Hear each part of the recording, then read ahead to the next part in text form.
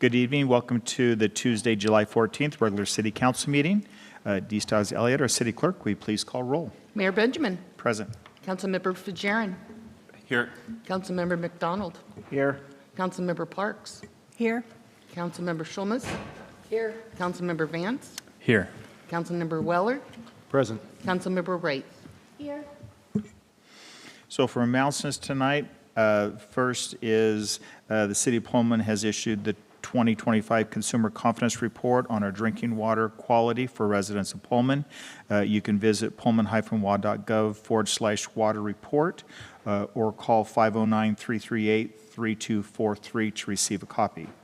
The Rainy Park Pool will be closed all day on Friday, July 17th for a swim meet. The morning swites or well-being aquatic exercise classes will still happen on that day. And then the 2026 Movie in the Park season has begun. I enjoyed last week's movie, and you can come to Rainy Park at dusk every Friday in July for a family-friendly movie. This week's movie is Zootopia 2. Concerts in the Park, the 2026 Concerts in the Park season begins on Wednesday, July 22nd. Come to Rainy Park on Wednesdays from 6 to 8 for live music, lots of fun. Next week's entertainment is the community band of the Palouse and Aufgat's German band. And then we have coming up another story time at the library, so bring the kids to Neal Public Library this Thursday, July 16th for Pullman Read Story Time at 10:15. I enjoyed being there, and this week's guest reader is going to be the Pullman Fire Department, and they always have fun things to do, so great to see you there. To see listings of other community events, you can visit the city's tourism page at visitpullman.com/events. The next item is agenda is for community comments. This is an opportunity for public to bring comments to the attention of elected officials. Specifically, this item is reserved for public comments, concerns, or other information not related to a previous public hearing. This agenda item for comments will not exceed 30 minutes in total. Each individual will have 2 minutes to speak. Comments are to be directed to the mayor or the city council as a body. No comments should be directed to an individual council member. And in compliance with Washington campaign laws regarding use of public facilities during elections, no speaker may support or oppose a ballot measure or support or oppose a candidate for election, and includes your own campaign.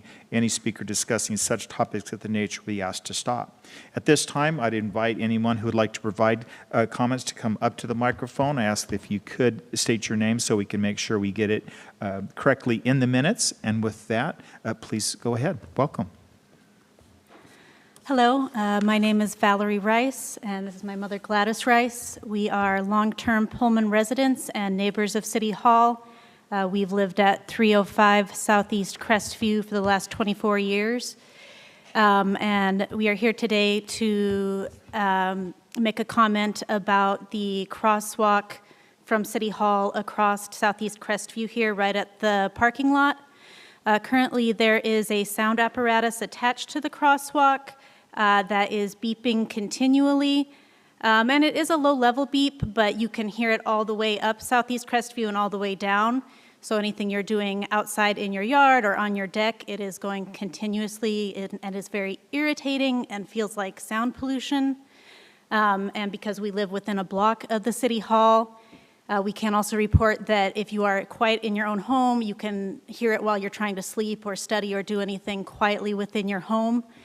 And so we are coming today to ask if City Council can look into turning off the sound for that crosswalk, and if they are trying to provide accommodations for visually impaired Pullman residents, maybe looking into just having it beep when someone presses the button. We have an excellent view of the crosswalk, and because we've been thinking about this quite frequently this summer with the beep, we personally have not seen any obviously visually impaired people using the crosswalk. We suspect they're more using the dial-a-ride services. But either way, we would very much like that looked into. And if we are not addressing the right body, if you could tell us our next steps, we could go forward with that. We would really appreciate it. Thank you. Thank you for your comments. And staff will reach out to you. Is there anyone else who would like to provide community comments? If not, we'll close community comments. Next item is for city council member comments. I'm going to start with Tawny down this end, and we'll work our way along. If you have any council member I comments. do, fantastic. We are neighbors. I hear it too. Thank you for saying something. My big comment tonight is I want to give a big shout out to Pete at the Chamber. As many people know, he is stepping back. The Chamber is searching for a new executive director. But I would just like to say to him and to the world that I was so excited for his vision, and he worked tirelessly for the businesses here in Pullman, and I'm so grateful to this last year with him. Thank you very much. And that's it. Councilmember Parks? I second what she said about Pete Chittenden. He really brought excellent energy and motivation to the chamber and to the residents. And also, I just want to say, yay, Bishop Boulevard is open. They did a great job. Kudos to our city public works and to Motley and Motley. I thought it went really well, and the workarounds were very good. So just want to say, good job. Councilmember comments. McDonald? Councilmember Weller? Thank you, Mr. Mayor. I appreciate what you're saying because although I don't live in the area, I know some of the new instruments that we have around Pullman. There have been some issues with noise in other areas, like downtown. That is blaring if you're down there. And if you have a business down there, I don't, Tawny does, but I'm sure she can hear it, or businesses down there. So I do think there's some adjustments that maybe we could look at for some of those. So really appreciate the comments. So thank you. Councilmember Wright? No comment. Councilmember Fajarin? No comment. Councilmember Vance? I'll just make it brief and piggyback onto what Tony said is thank you to Pete Chittenden for his time in the chamber. And then for our neighbors coming over and letting us know, thank you very much as well. So as mayor, I had the opportunity to play pickleball with 80 Okinawa students this afternoon, teach them the game so they could learn a sport that was actually originated in Washington State. I tell you, a lot of fun was had by all. I definitely want to appreciate all the volunteers that came out and worked with the kids. But for our community, they're here for the next couple weeks. So if you see groups of Okinawa students, make sure you take time to say hi to them. I know they'll be stopping in to see the fire department and the police department. Those are highlights. I'll get to see them, not in my pickleball clothes, but actually in my mayor clothes tomorrow, more formal, and it's always a great time. But this has been going on for 10 years that students have been coming across, and 80, this is the largest group this year, so it's definitely take time to spend time with them. Continuing on, the next item is future regular agenda requests. Is there anyone who has any future agenda requests? If not, we'll move on to confirmation of appointments. And there's a motion. I have brought forth two people, one for Parks and Rec Commission and the other one for Environmental Resilience Commission, and I'd entertain a motion. So moved. Second.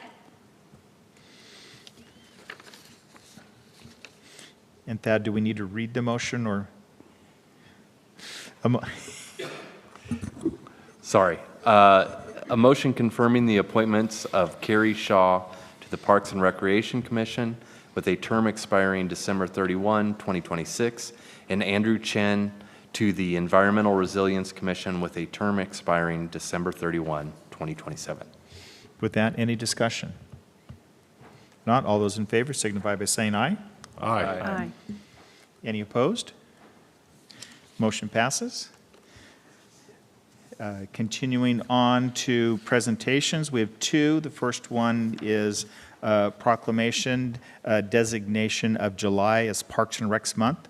Whereas Parks and Recreation are an integral part of the communities through this country, including the city of Pullman, and whereas Parks and Recreation promotes health and wellness, improving the physical and mental health of people who live near parks, and whereas Park and Recreation promote time spent in nature, which positively impacts mental health by increasing cognitive performance and well-being and alleviating illness such as depression, attention deficit disorder, and Alzheimer's, and whereas Parks and Recreation encourages physical activity by providing space for popular sports, hiking, trails, swimming pools, and many other activities designed to promote active lifestyles. And whereas Parks and Recreation are a leading provider of healthy meals, nutritious services, and education, and whereas Park and Recreation programming and education activities such as out-of-school time programming, youth sports, and environmental education are critical to childhood development, and whereas Parks and Recreation increase a community's economic prosperity through increased property values,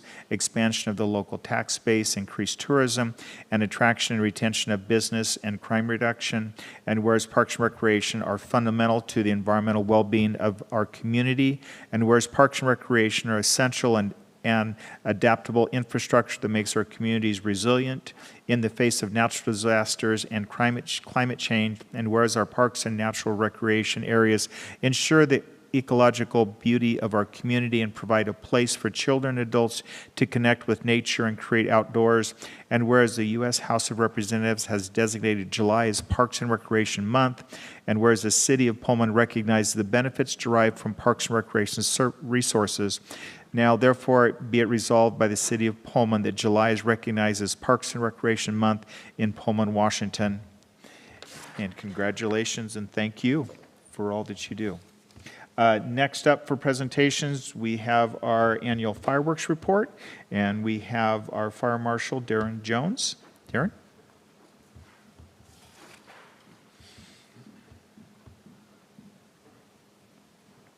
Thank you, Mayor. Thank you, Council. The annual Independence Day celebration at Sunnyside Park and professional fireworks display by Pyrospectaculars was a huge success. Pullman Fire Department, Pullman Police Department, Pullman Transit, Public Works, and Parks worked with our community partner, the Chamber of Commerce, to plan for the event. The planning process began weeks prior to the 4th. The many hours of planning were instrumental in creating a safe environment for our guests. The planning of bus routes, parks logistics, and traffic control plans don't go unrecognized. Fire prevention set up the perimeter for the fireworks display early the morning of the 4th. We also conducted several safety inspections before and during the event, including the fireworks display setup.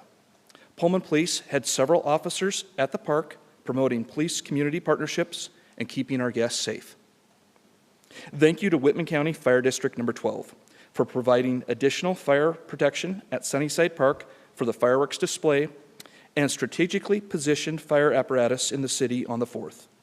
Whitman County Fire District 12 staffed the park with several trucks. They play an essential part of the fireworks show by thoroughly wetting the large fallout area around the launch site and responding to any fires in the park and surrounding areas that happen as a result of the show. The City of Pullman permitted the sales of consumer fireworks from July 1st through the 4th. The only firework vendor was TNT Fireworks, located in the Walmart parking lot. Pullman City Code prohibits the use or discharge of fireworks by any individual in all city parks, city-owned facilities, and grounds. Additionally, the Pullman School District, Washington State University, and many of our businesses also prohibit the use and discharge of fireworks on their properties. Consumer or personal fireworks are allowed to be legally discharged within the city limits on July 3rd and 4th. Pullman Fire proactively patrolled the city on July 4th. There were no reported injuries from fireworks from July 1st through the 4th of 2026. However, there were 2 fires that occurred in the city of Pullman on July 4th. The first, Pullman Fire and Whitman County Fire District 12 responded to a wildland grass fire on the Northwest Hill.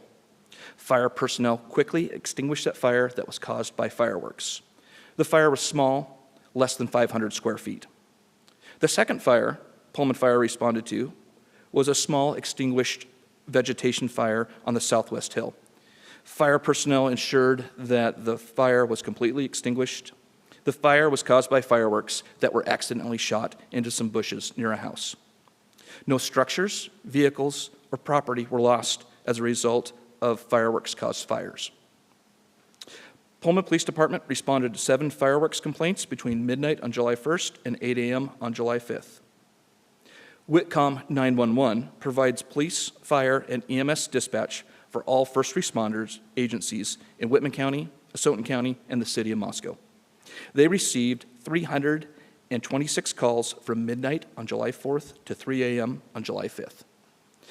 That was for all jurisdictions served. There were 52 calls in the city of Pullman, including WSU, during that time. Many of the fireworks-related calls received by Whitcomb 911 were non-emergency related calls. Educating the public on when to call 911 is essential for the safety of the public and first responders. Pullman Fire Department used social media, internet, and print media to share fireworks safety tips and provide information to the local fireworks rules and regulations. In conclusion, Pullman Fire extends a thank you to everyone who helped make the celebration at Sunnyside Park a safe event, as well as throughout the city. Do you have any questions? With that, any questions or comments? Councilmember McDonald? Congratulations. And I absolutely love that you guys are up there on the 4th. I remember taking my kids to meet the people that work for the fire department. And now I was able to take my granddaughter to do that. I do have a question. So if I read the report and listen to what you said, 2 fires, 7 complaints, that's 9 calls. And then if you look at all of the different counties and everything, that's 320. So like over 300 of those calls were outside of the 7 complaints and. Right, yeah, I believe, like I said, there were 56. Because that's a pretty dramatic difference, and that's an expense that, right, I mean, we're paying for that. I'm not saying people shouldn't call, but those numbers are shocking, right? 2 fires, 7 complaints, 300 and something calls. And remember, those are all calls for service. So if somebody has a medical emergency, if somebody has a motor vehicle accident, they're all calls for service for police, fire, or medical. Is that like a unusually high amount, or it's like if we saw that for any given weekend or 3-day Right. three-day Like, weekend or something, that's what that looks like? Yes, on weekends where there are bigger events or things happening throughout those communities, you will see higher call volumes like that. So for a summer weekend, especially with 4th of July falling on a Saturday, it's not out of the question. That's pretty standardized. Okay. Yeah, if you were to go back and look at statistics, I don't think you'd see any anomalies in that. Okay, cool. Yeah. Thanks. Other questions?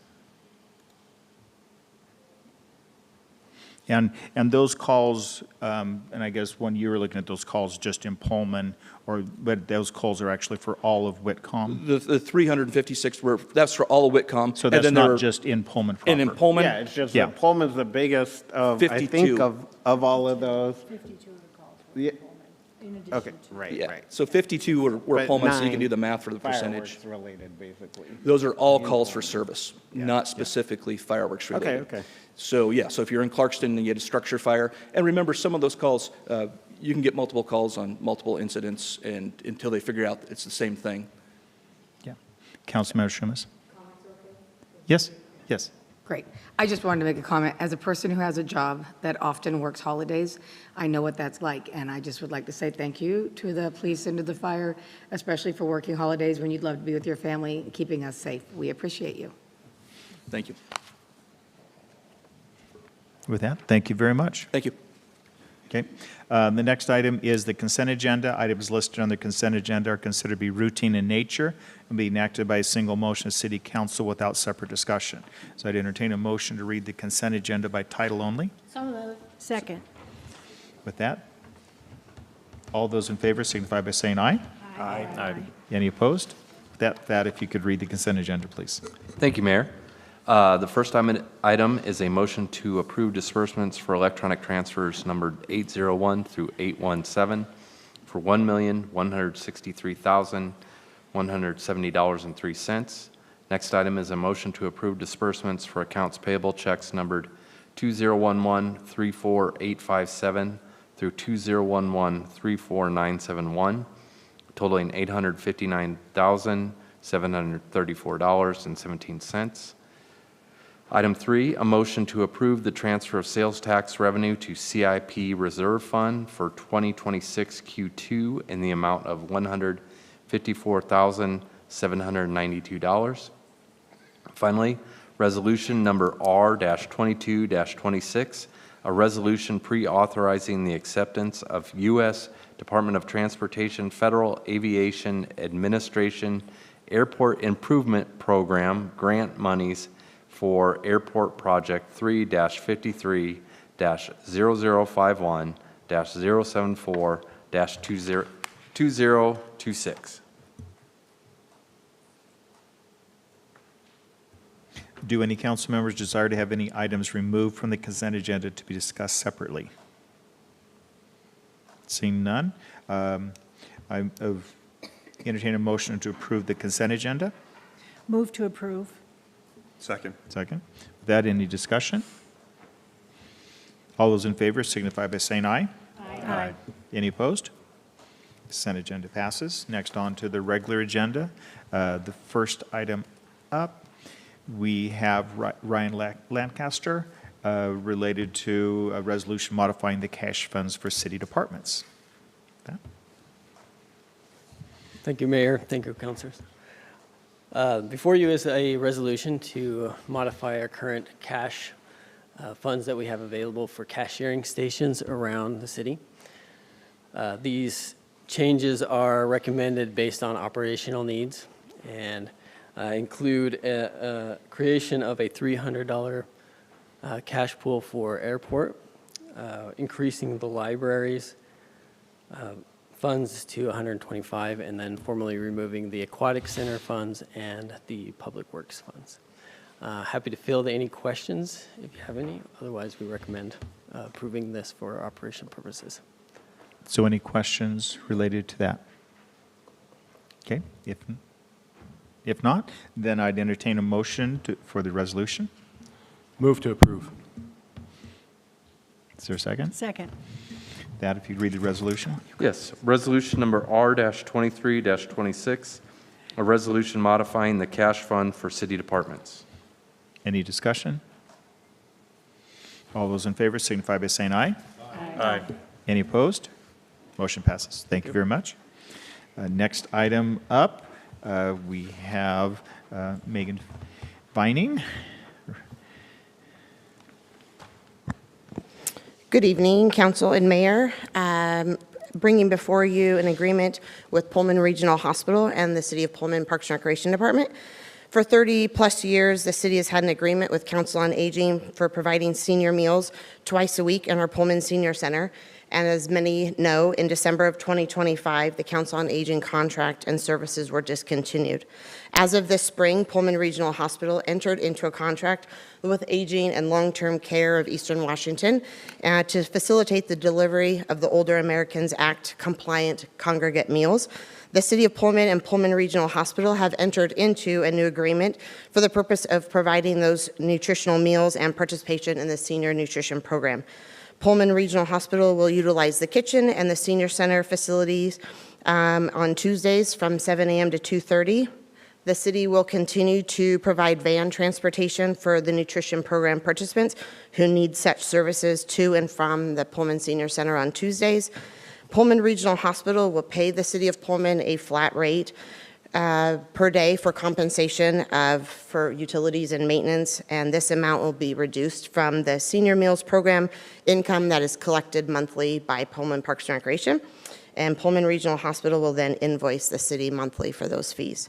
The Parks and Facilities Director and myself met with the Pullman Regional Hospital staff and mutually agreed to this agreement pending City Council approval. I recommend adoption of the attached resolution authorizing the execution of an agreement between the City of Pullman and Pullman Regional Hospital for the purpose of providing of congregate meal services at the Pullman Senior Center. With I'm that, open to any questions. Any questions? Comments, okay? Yes. Yeah. I just wanted to say thank you for making sure that those services continued. That's amazing. And thank you to Pullman Regional. We have an excellent hospital here in town. I'm very excited. Thank you. Yep. It's been a great working relationship so far for the month of June. Yes. Councilmember Parks? Thank you. So I have a question. So the Friday lunches are no longer, it's only on Tuesdays, correct? This agreement is only for Pullman Regional Hospital, and they are only providing meals on Tuesdays. Okay. We are continuing to provide meals on Fridays. Right now, we are drawing from a United Way grant that we received in November of up to $15,000. So we've been drawing from those funds to provide meals for the seniors on Tuesdays and Fridays dating back to December of 2025. We will continue to draw from those funds until they are exhausted for the Friday meals. And then you will hear from Valerie a little bit later about a grant. But we are continuing to use donation money and local resources to continue to provide the Friday meals.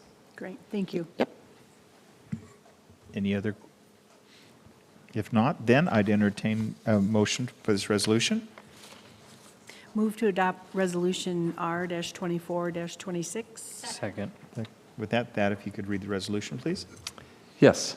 Resolution number R-24-26, a resolution authorizing the execution of an agreement between the City of Pullman and Pullman Regional Hospital for the purpose of providing a nutrition program for senior citizens.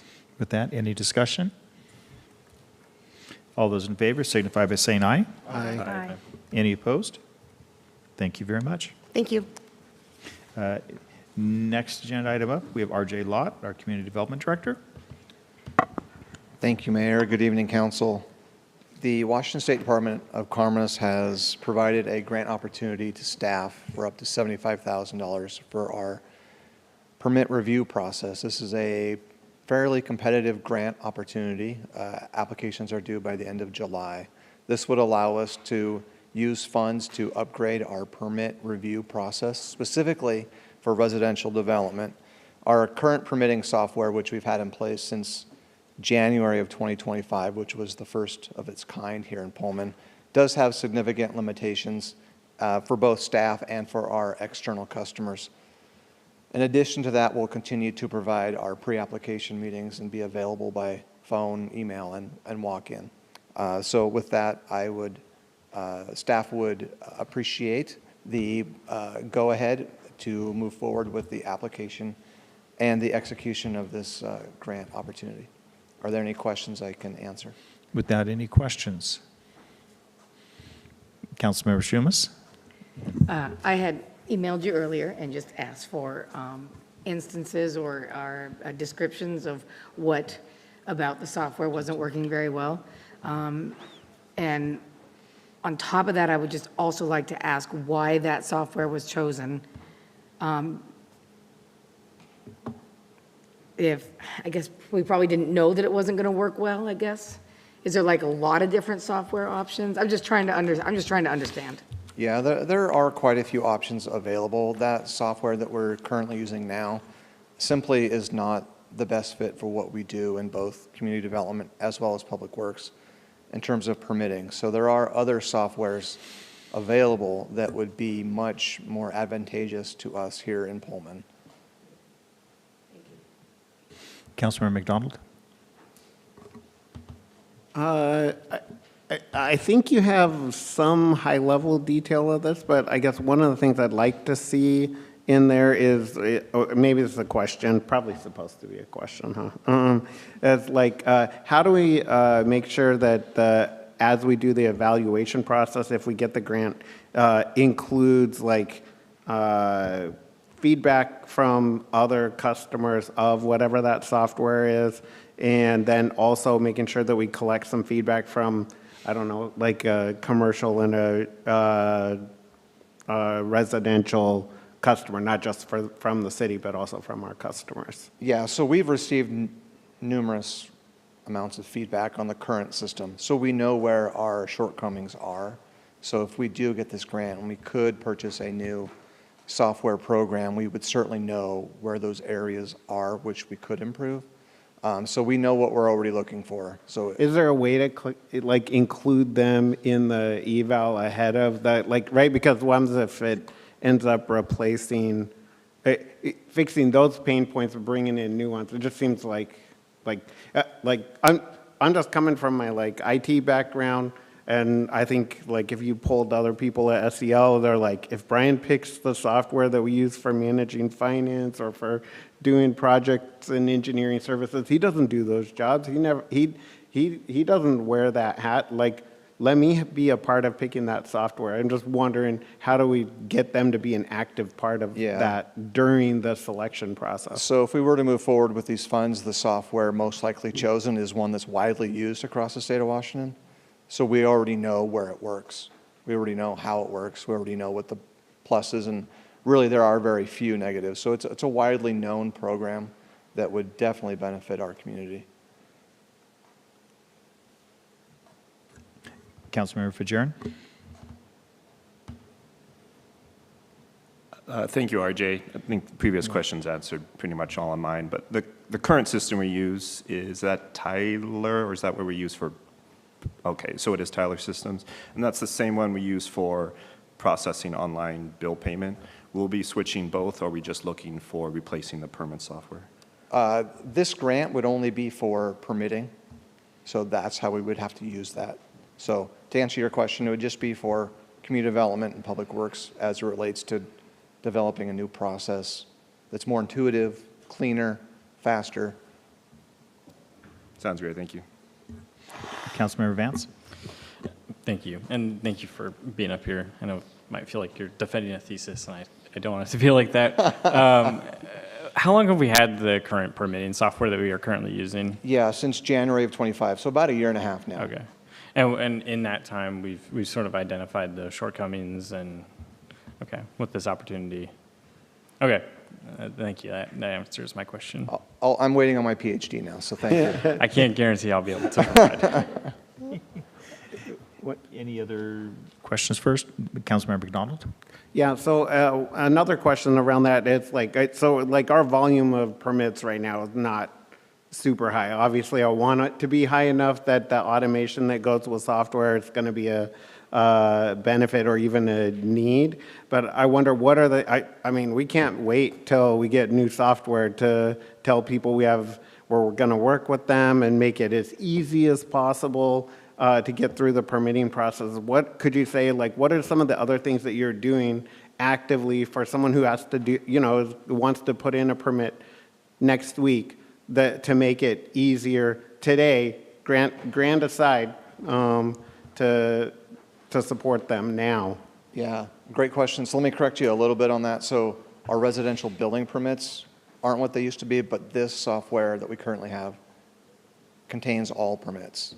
So just keep that in mind. So to answer your question, Ariel and Anna in our office are absolute rock stars, and they've been able to work with customers on a daily basis to get them through that process, and they're always available to answer questions. So if we do have a high return on residential development, which I hope we do, this new permitting software would certainly smooth out that process and make it more efficient. So what's some advice that you would give? So say I'm someone who's gonna know I need to do, I don't know, whatever kind of permits I need to do next week. What's your advice that you would give to them today, getting ahead of the fact that maybe the software is a little bit wonky or they have never done it before? That'd be a question for a different time, because that's of the topic that's in front of us. Okay. And yeah, the discussion topic is the grant application. I guess in my mind, we bought software a year and a half ago. Well, we started using software a year and a half ago. We need to make sure we understand what our customers' pain points are. We need people to be able to do that stuff with or without a grant. I mean, I'm happy to approve a grant, but I'm, want to make sure that people feel supported today, not just, I run IT for a multi-billion-dollar company, and I know the tendency is that people like to blame software, including IT people, like to blame software for whether or not something's easy or whether or not a process works or whether or not, I mean, I think grant aside, that's the thing that makes me scared anytime that there's a software request, and that's my day job too, is like, how do we make sure that the other piece of it is, otherwise we're going to be in here a year and a half from here and asking again, should we get some new software? When that's not the only thing that plays into those kind of pain points. Your question was, the earlier question was on what are processes that we're doing instead, and which is different from the grant evaluation. That's what I was trying to separate, keep focused on the grant side as opposed to, the reason why this is being brought forward to us is because they've done evaluation, they've realized there's some pain points that they're mitigating face-to-face personally related to, and they're trying to be able to release that and actually let the software do that piece rather than having to mitigate the challenges that they're finding in the software. And I guess in answer to your question, these are things, we're already doing these mitigations. It's not, there's mitigations we need to do. We're already doing these mitigations. Okay. Councilmember Vance, and then. Thank you. And I want to say I also agree with what Brian is saying, and I think what we strive to be when we're up here is good stewards of taxpayer dollars, even if it is a grant coming from the state. It's still taxpayer funded, and so we want to make sure that we're being good stewards of tax dollars across the board. So thank you, Brian, for bringing that up. Councilmember Parks. Thank you. Just as a quick aside to your concern about what to tell, I mean, when I worked in insurance and people said, hey, I'm buying a house, what do I need to do? Well, we walk them through the steps, and I'm fairly certain that our public works and planning departments do the same thing. Yeah, you've mentioned the pre-consulting for, I don't remember exactly what you call it, but and I've heard from people that that's hugely beneficial for both the city and for the people trying to get it. So. Yeah, so as you mentioned, we do have the pre-application meetings, which we hold every week on Wednesdays. We do have the opportunity for people to come in, and we have a monitor at our desk at the front counter in which you can go step by step on the process. So if you're unfamiliar or don't feel that you're tech savvy enough to work through the process, you can definitely come in and speak with staff and work through the process of submitting a permit application. So any other questions to RJ related to this resolution proposal? If not, then I'd entertain a motion related to the resolution. Move to adopt resolution number R-25-26. Second. With that, if you could read the resolution. Resolution number R-25-26, a resolution authorizing the execution of a Washington State Department of Commerce grant application for permit review process update grant, authorizing the acceptance and execution of the grant agreement if awarded, and other matters related thereto. So any discussion related to the grant from the council now?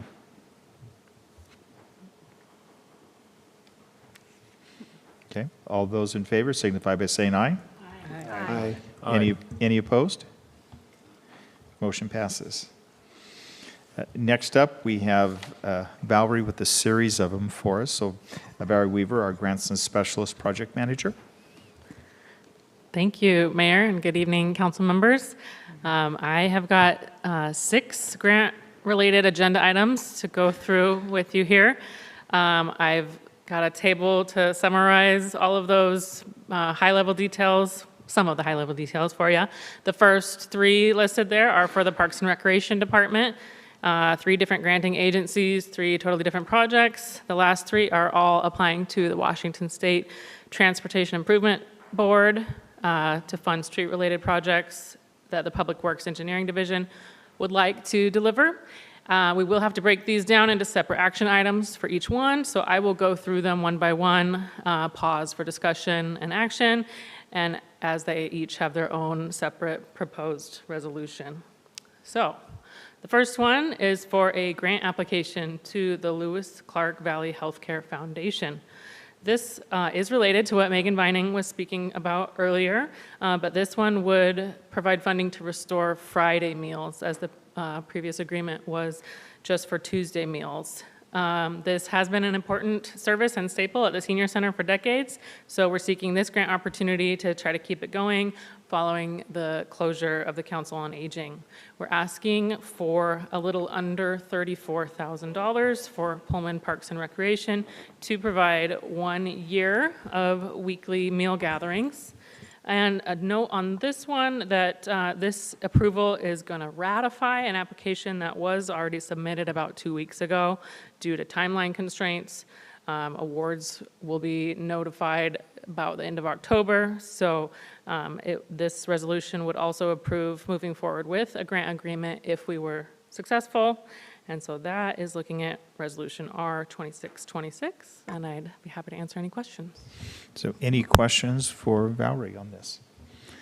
Councilmember Weller. Thank you, Ms. Mayor. Valerie, I appreciate all your hard work. That list is very impressive. With this one, and actually with the other grants, I'm kind of channeling an older council member that used to sit in the old city hall. He used to be very cautious when looking at grants because of what usually comes with the strings attached. Yeah.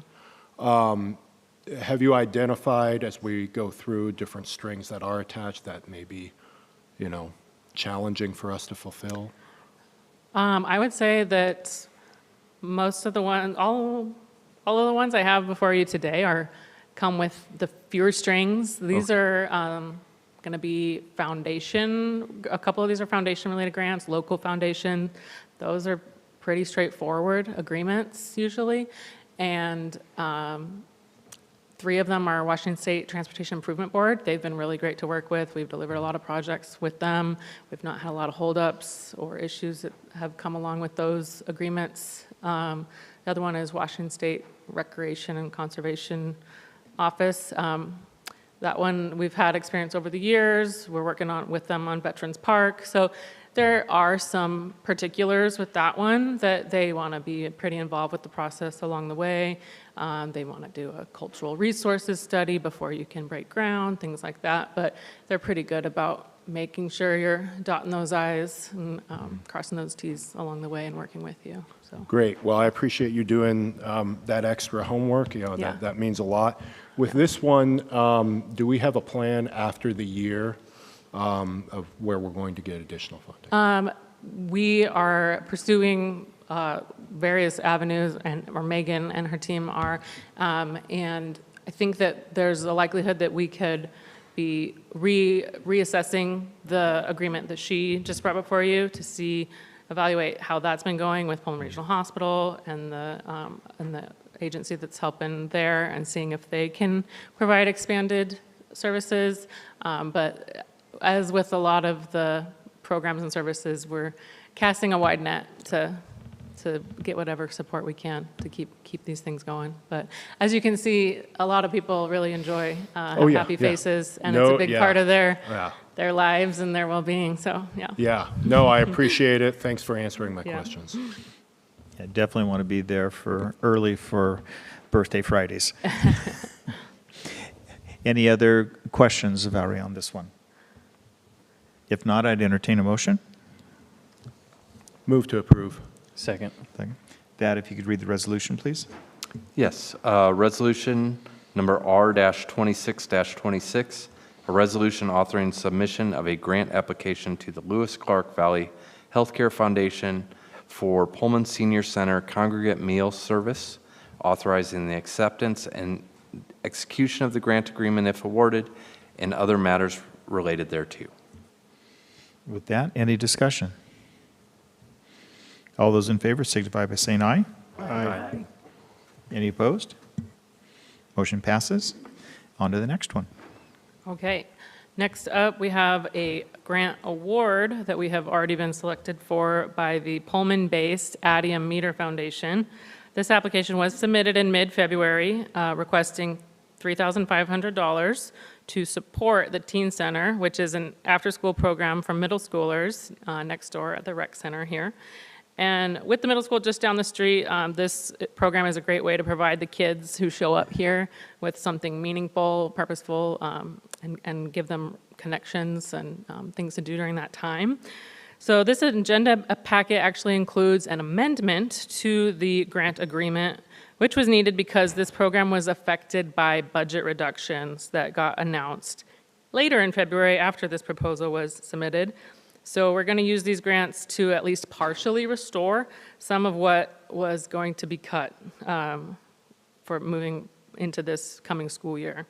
So these funds will provide Teen Center programming for the fall semester rather than for the whole school year at this point. And so staff is looking for authorization to sign and execute the grant agreement and amendment. So I guess piggybacking off kind of Nathan, it's a similar situation where we're trying to do what we can with the funding we're getting, little by little, perhaps, and make a difference at this point, a semester at a time. So we'll see what we can do moving forward from there. With that, any questions for Valerie? Councilmember Weller? Well, sorry, it's going to be a comment. I will say the Teen Center, when I was going to LMS, I mean, even though we all said, oh, this is not cool, nobody's going to go to this, it was packed. I remember watching Winter Olympics and people were playing pool in it, and it was in the old Gladish place, and it was a bummer when it you know, like left. So it's really cool. I'm glad to see it happening, so thanks. Nice. Councilmember Parks? Yeah, whenever I come here for meetings or anything and it's in the afternoon, there are always young people walking to or out of the rec center in the afternoon school days. So I appreciate having that program.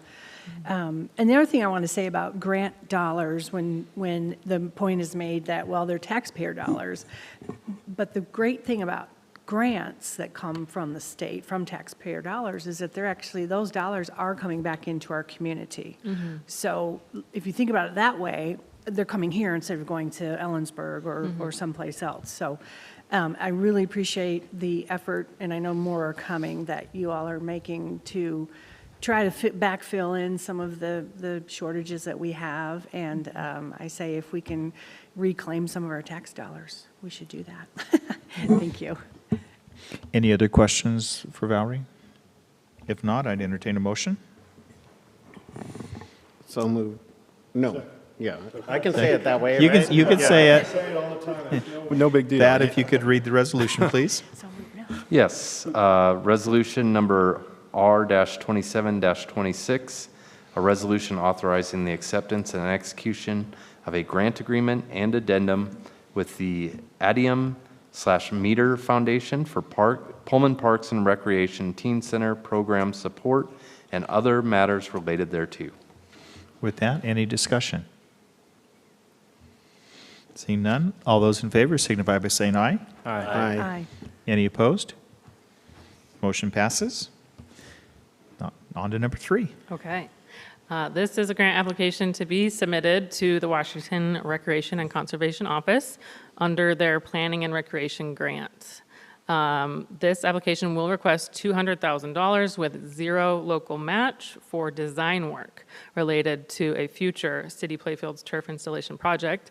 This project is on the CIP, and it is going to need significant funding later to proceed.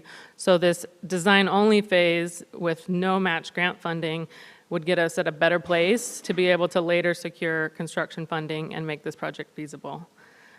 Approval of Resolution R-2826 would allow us to submit this application and execute an agreement if awarded. Any questions? With that, any questions of Valerie? If not, I'd entertain a motion. Move to adopt resolution number R 28-26. Second. Second. Thad, if you could read the resolution, please. Yes.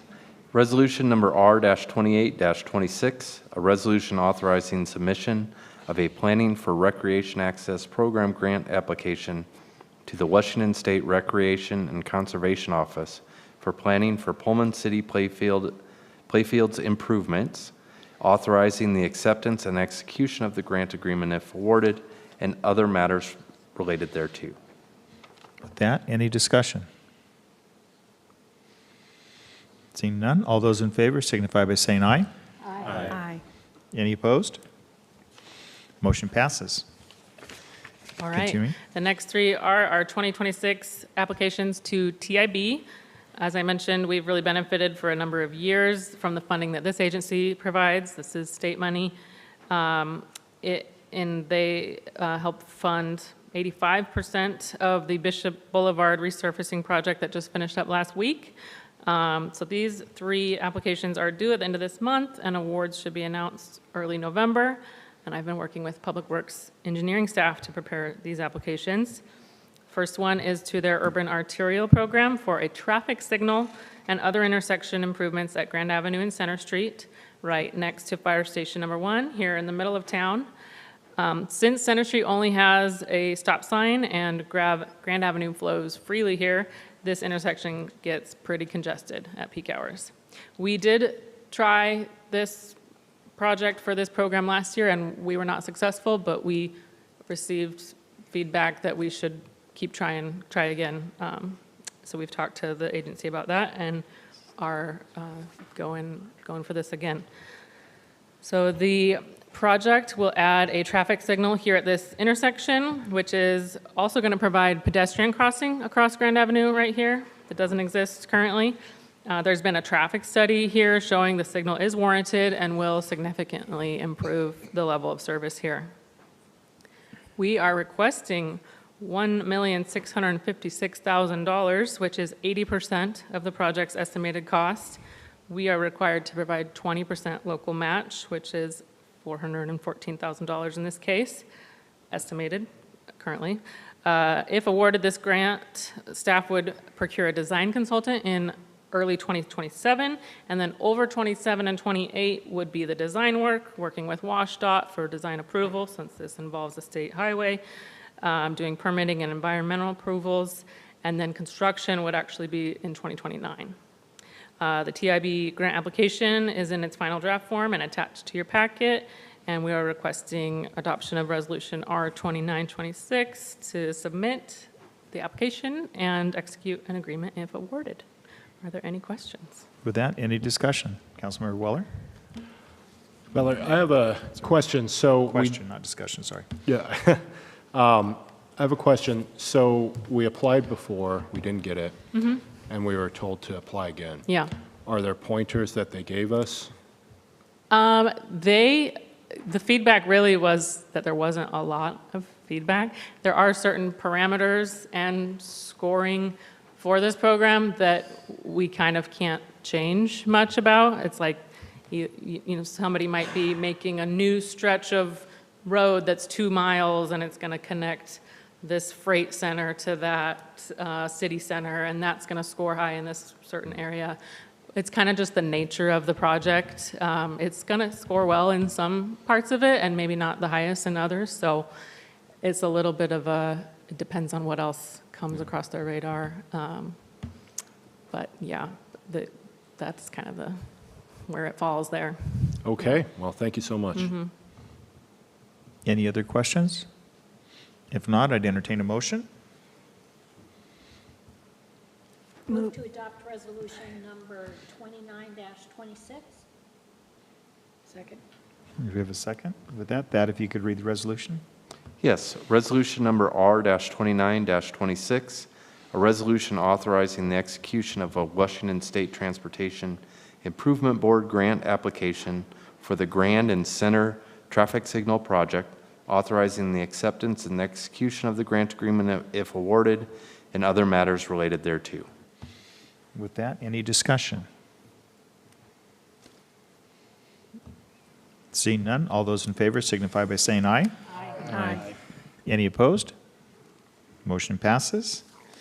On to the next one. Okay, this is for the Arterial Preservation Program through TIB, and the project is to resurface Larry Street, which runs from Northwest Greyhound Way up by the Schweitzer Wellbeing Center over to North Grand Avenue, shown in red on this map. This is the grant program which funded the Bishop Boulevard project this year, and the year before that it funded Orchard and Valley Drive up by Beasley Coliseum and the Student Rec Center. Sorry, next. These photos show some current conditions out on Larry Street. The project would consist of a 2-inch grind and overlay, along with 24 curb ramp improvements along this stretch that will comply with ADA standards. We are requesting just under $669,000, 80% of the estimated project cost. And if awarded, we would proceed with design work so that the project can be constructed next year, 2027, in the summer. We have a final draft attached to your packet of the application requesting adoption of Resolution R3026 to submit the grant application and execute an agreement if awarded. Any questions? With that, any questions? Just a comment. So I live up on Military Hill, and I don't know if it's because I used to be younger or because now that I'm older, maybe I brake easier, maybe I'm more responsible, but I definitely say, like, I used to bomb down that hill on my road bike, and like you showed the pictures, it's like you shouldn't do that now. So I'm super excited to see this. Great. Any other comments or questions? If not, I'd entertain a motion. So moved. We got two here. Second. With that, Thad, if you could read the resolution, please.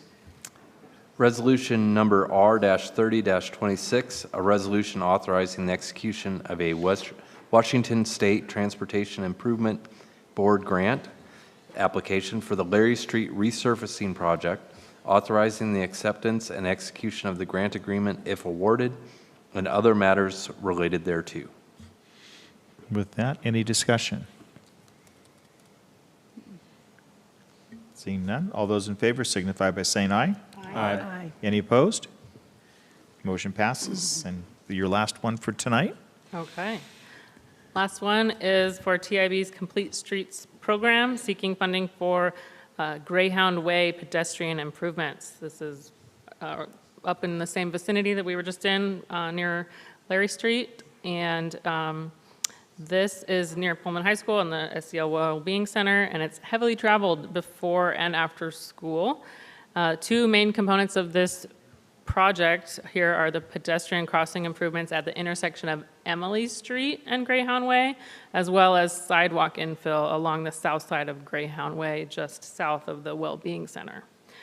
The pedestrian crossing is pictured in the upper two photos here.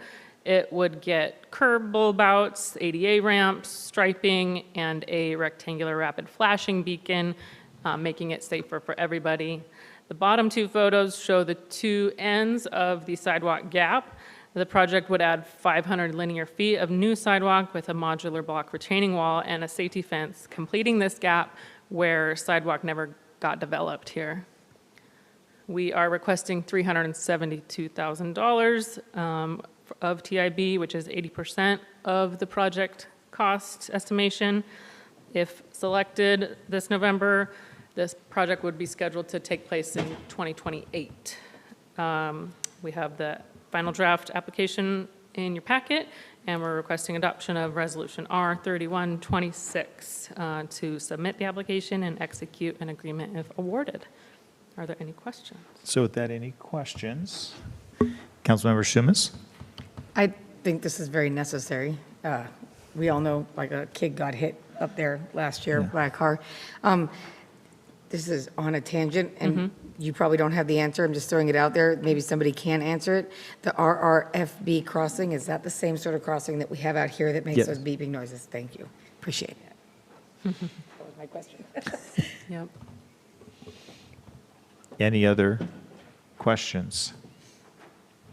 I mean, maybe this is Councilor like. McDonald? Sorry. Maybe this is for a different topic, but like, maybe I can't ask this here, but can we make sure that this one doesn't beep? Yeah, I guess it's not my place. I live near one that just got put in on Center and, anyways, Center and Fountain. I live near one too, and Clayton Forsman asked me if I was hearing it, because he got a complaint about that one too.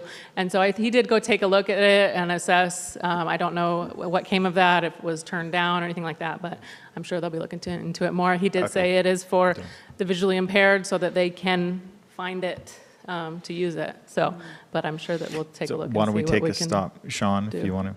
Yeah, these are fairly new requirement from FHWA to have the audible signals on those pedestrian crossings where they weren't before. We historically, if you recall, started seeing them at signalized intersections, and we'd hear them more like, you know, at a formal intersection, and then FHWA then required this to move forward into the pedestrian areas as well. We did get some recent complaints about the ones, including the one out here, the one up on Center and Fountain, I think is where it's at. And there was another one as well. And we can change sometimes the tone of those, but there still needs to be an audible tone that is there for the visually impaired pedestrians. And it's 24 hours So we can a do a little bit to it, but sometimes the machinery doesn't allow us to. It depends on the style of the computer that we actually installed at the very beginning, but we're trying to make them better. Way off point, and I don't know if I'm allowed to ask a question right now, but is there a reason why it's only continuous between like 2 a.m. and 6 a.m.? No, I don't know that. So what I'd say is, why don't we have a staff report that comes at a future council meeting on this? Because there's a few, and, you know, my head is within 25 feet of one of these, so I understand. And so let's do that, because it can talk about what are the legal requirements that we have to do, what's the volume requirements, because there's Hours of the day, there's perhaps, the time of day, the volumes, and all that. So we'll add that one to that. Any other questions for Valerie? With that, I'd entertain a motion. Move to adopt Resolution R-31-26. Second. That, if you could read the resolution, please. Yes, resolution number R-31-26, a resolution authorizing the execution of a Washington State Transportation Improvement Board grant application for the Greyhound Way Pedestrian Improvements Project, authorizing the acceptance and execution of the grant agreement if awarded, and other matters related thereto. With that, any discussion? Councilmember Vance. Thank you. Valerie, thank you very much for your presentation. As a fellow project manager, although I'm not a special project manager, I'm not special. It's really nice to see a presentation so concisely laid out for everything, so thank you very much for that today. Any other discussion? If not, all those in favor signify by saying aye. Aye. Any opposed? Motion passes, and I want to echo that it was great to see the number of resolutions that Valerie was able to bring forward. This just shows the work that she's been working on, and becoming more and more proficient at identifying and finding things. And this is only a tip of the iceberg of the number that she's looked at, compared to those that actually get to hear. So there's a lot of others that have been looked at and worked on, and so I definitely appreciate that. With that, our next item, we have our city administrator, Sean Wells, here. I'm not asking for money, nor am I going to ask for any more. No, actually, just a side note on that, I tallied up the amount of grants that we just passed or approved for submittal. It's over $3 million in the total that you just did tonight, so thank you. That'll help Pullman, that'll help the community. If those are fully awarded, then we've got some work to do. So here we go. What I'm actually up here for tonight is to authorize the execution of an interlocal agreement between Pullman and Whitman County for the purposes of solid waste management planning. So Whitman County, every 5 years, updates their solid waste comprehensive plan. The state law requires that the cities within that county also do the same or contract with the county to include their plan into the county's plan, or authorize the county to prepare a plan for the city's solid waste management program. That last is what we're proposing, so that we can just say, county, you're in charge of our solid waste plan, and incorporate that with, we still have some staff input that can go into that throughout the process, but it basically, this agreement allows the county to act as the city's administrator and can wrap the solid waste plan into the county's overall comprehensive plan. So with that, staff's recommendation is to adopt Resolution R3226, which would authorize the execution of the interlocal agreement between Pullman and Whitman County. With that, any questions of Sean? Seeing none, I'll entertain a motion. Move to adopt resolution number R32-26. Second. There was a second there. Okay. With that, if you could read the resolution, please. Yes, resolution number R-32-26, a resolution authorizing the execution of an interlocal agreement between the City of Pullman and Whitman County for the purpose of solid waste management planning. With that, any discussion? Seeing none, all those in favor signify by saying aye. Aye. Any opposed? Motion passes. Before we jump to the discussion items, I want to turn to our city administrator and kind of talk about the reason why you had so many agenda items and some possible ways in which we could streamline. So with that, Sean, I'll turn it to you. I'm over here now. Different mic. So yeah, thank you. This was something as we were preparing the agenda tonight, and we noticed that there were 10 items, and almost all of them on there were 7 of them related to grant approvals or grant application approvals. And the way we've done this historically, if I go back in the Wayback Machine, staff has historically come to council and said, we want to put a project in the CIP. The council says, okay, and they pass the CIP. Then that might be grant dependent, it might not, but then we go forward and council adopts a budget and says, all right, that CIP is going to go into the budget, or it will be in the budget if we move forward with that particular CIP project. And so then council adopts a budget. Well, then staff would come back a third time essentially to council and say, can we apply for permission to go get a grant, to go get some money so that we can offset our cost on this or whatever that case may be, and council says, okay, and then you approve the grant request. Then we would come back a fourth time and say, hey, we got this grant, can we accept the award? Yes. Then we would come back a fifth time and say, hey, can we now go buy this bus? Because it exceeds our purchase limit from staff, say on a bus is $500,000 to $1 million. So council will have seen this essentially 5 different times. And that got me thinking, what really is regular and routine in this business that we could put into the consent agenda to make it simpler, more streamlined for the council, but still give the transparency that is needed for the public to see what we're actually doing, what we're actually spending.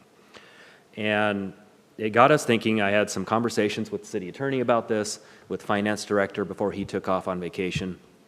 And we were strategizing about this, and I thought, well, let's take the council through the 7 of them tonight and see what you thought about looking into a way to maybe take I should back up a second here.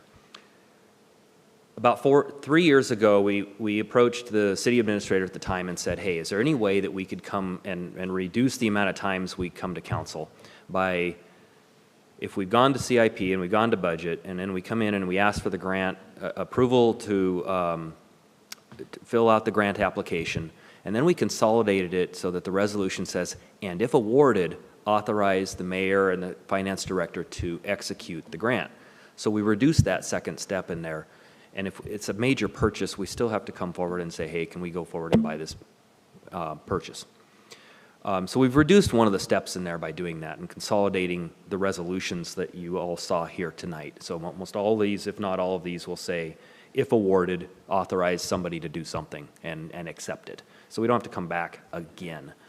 But we were looking at this and thinking, is there a way or a mechanism that we could streamline this to where some of these could be on consent? And council, if it was on consent, however we get there, would still have the opportunity as you're reviewing the council pack to say, hey, I want to pull that down and have a discussion about it. I want to talk about software for permitting. I want to talk about Larry Street resurfacing, whatever it is. You still have that opportunity to do that, but it would allow then more streamlined approach to the approval process if we were to figure out a mechanism to put it on the consent and determine what is regular, routine, ordinary business.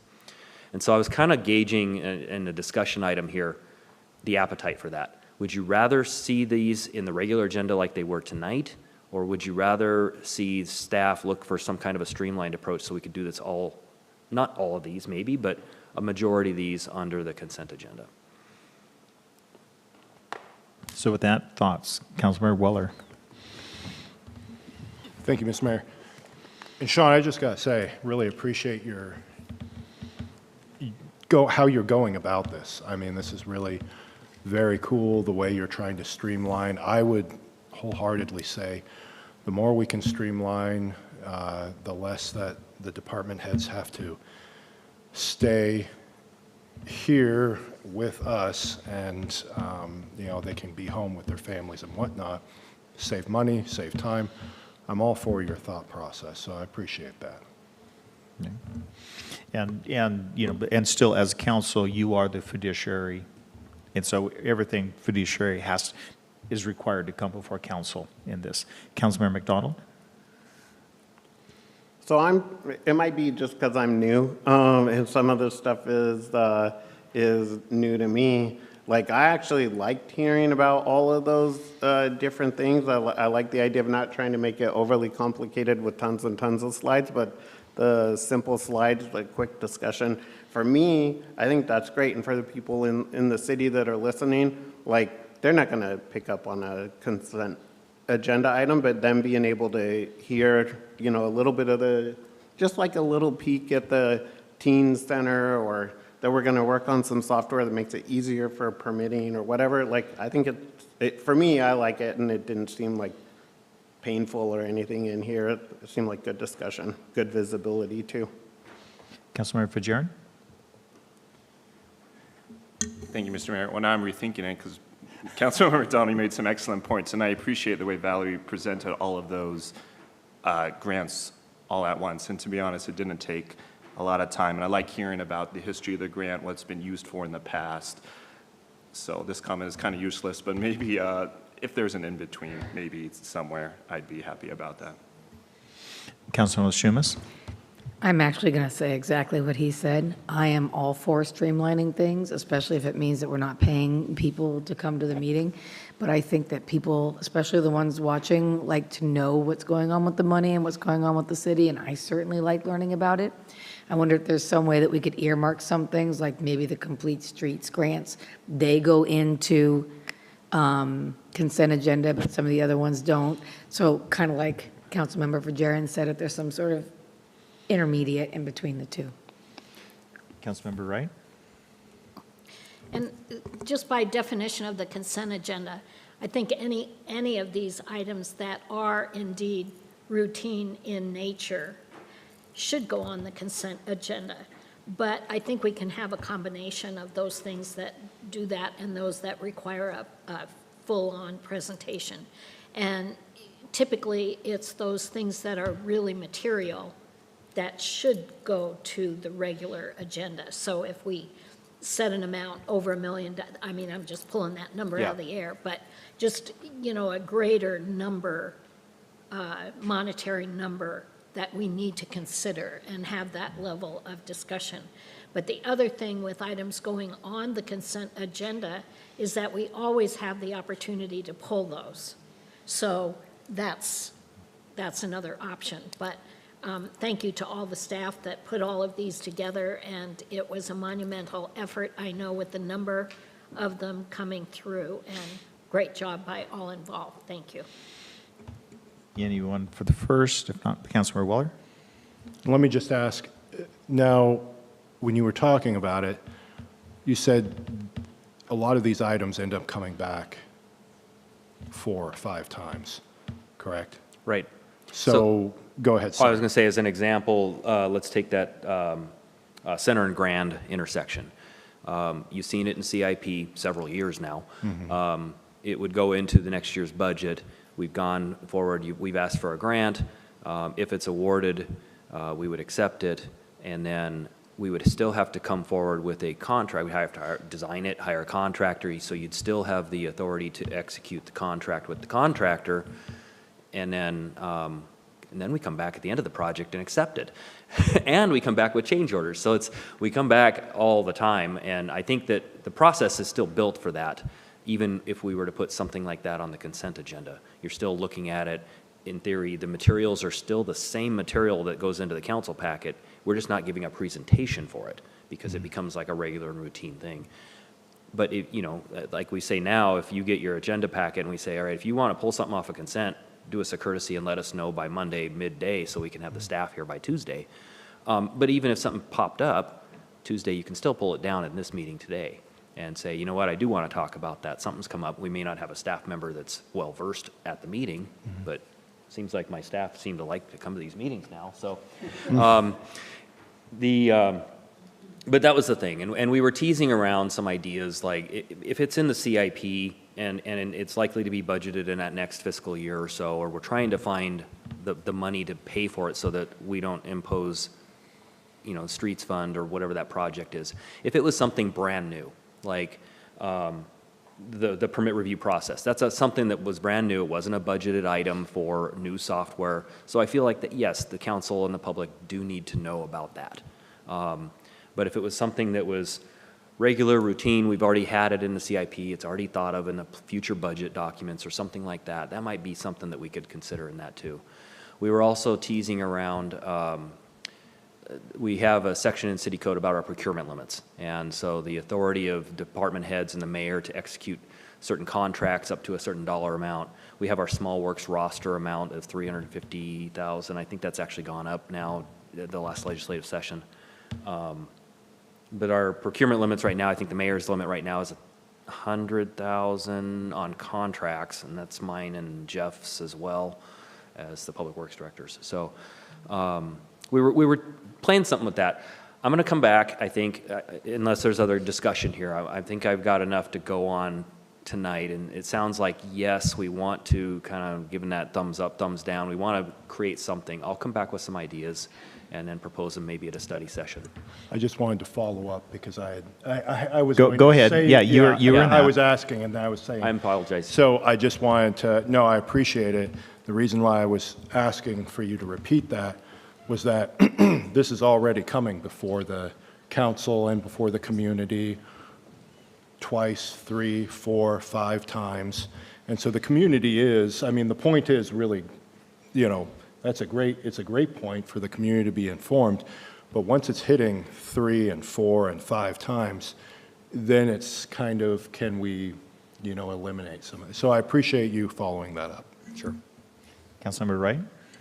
Just one last comment from me, and at least in my memory, tonight, the number of grants that were coming forward to us is somewhat of an anomaly. I can't remember a time where we've seen so many multiple grant opportunities. And so I think that's also, that put emphasis on that fact. So I'm not sure that this is really a good ruler, that tonight is really a good ruler for us to totally change the process. That's valid. Although I'm all for streamlining wherever we can. So I just thought I'd throw that out there. No, that's valid. And this isn't all of them. We know we have some more coming for transit. So, and parks for senior center van. Councilmember Parks? Yeah, I just want to reiterate too that I think if it's new and like the Greyhound Way project had not been discussed yet, I do think it's important to at least talk about it a little bit so that our public knows. The press sometimes picks up on our meetings and things, and so in that respect, I think, but if it's something that you know, said, we've already talked about it 5 times, then. I think that's valid. Some of those that are more programmatic, so we have like arterial street resurfacing. You don't know what arterial street we picked this year, so we need to present that. The CIP committee might, when it goes through that, and then the CIP process would likely identify it, but no, that's a valid point. Yeah, thank you. Councilmember McDonald? Yeah, I think, like Pat mentioned, today's probably an anomaly in terms of the amount of grants that we went through, but like, we've been here an hour, and I think the fact that you were able to share those with one slide and were able to go from topic to topic, I actually think this is great. What I would advocate for is just advisement of like, when you're coming, keep it simple, right? If you have 30 slides, it's probably, like, those are the ones where I think about, like, people probably tune out of the YouTube video and we're probably getting a little jittery or whatever, but an hour and go through what we already went through, that's amazing. Councilmember Shumas? Okay. Sorry. Working my way around. Sorry. I was just going to say, I hate to belabor this more, but I was just going to say to Nathan's point, not all the same people watch every single one of these videos. So, and I'm not saying that we need to come every time, but I am saying that it is good to touch back to these things because someone might drop into one video this month and then not come back for 2 or 3 months. So just because we've heard it 5 or 6 times does not mean that the public has heard it 5 or 6 times. And I think the public has every right to know what we're doing with our money, so. And that 5 or 6 times is not over 2 months, right? That's over like years, so. Yeah. Councilmember Weller? Well, I appreciate that point. I do think that,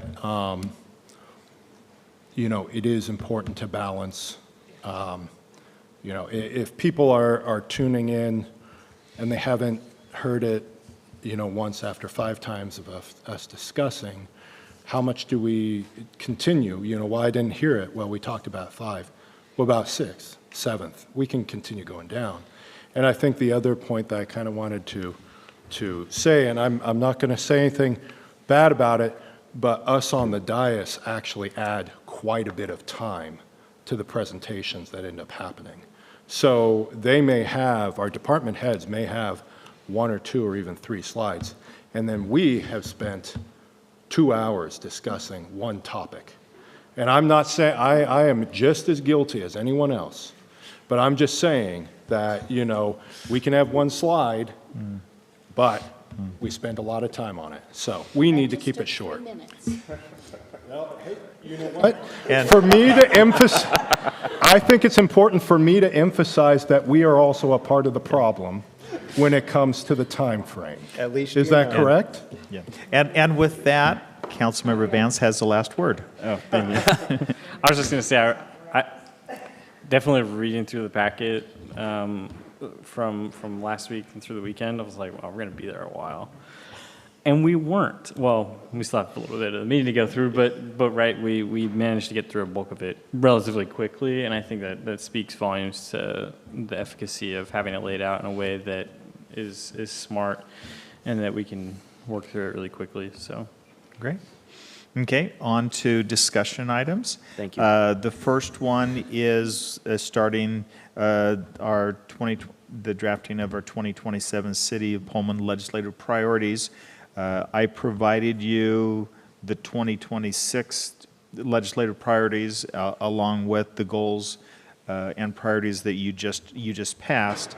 And as a part of this, before we jump into the editing of what we want, you know, the 2027 priorities to look at, I think it'd be good for us to start our discussions with kind of talking about the legislative process, the opportunities that we have for advocacy, and what do we want to accomplish so that we make sure as we craft this document, it aligns with what it is that we want to accomplish within the legislative priorities and the process. And one of the things is and I'll just start this with is, you know, we want to have great influence within our legislators. We want to be able to communicate to our legislators what are the priorities that we want them to be working on At the same time, our legislators want us to do it in a very concise manner. It's kind of,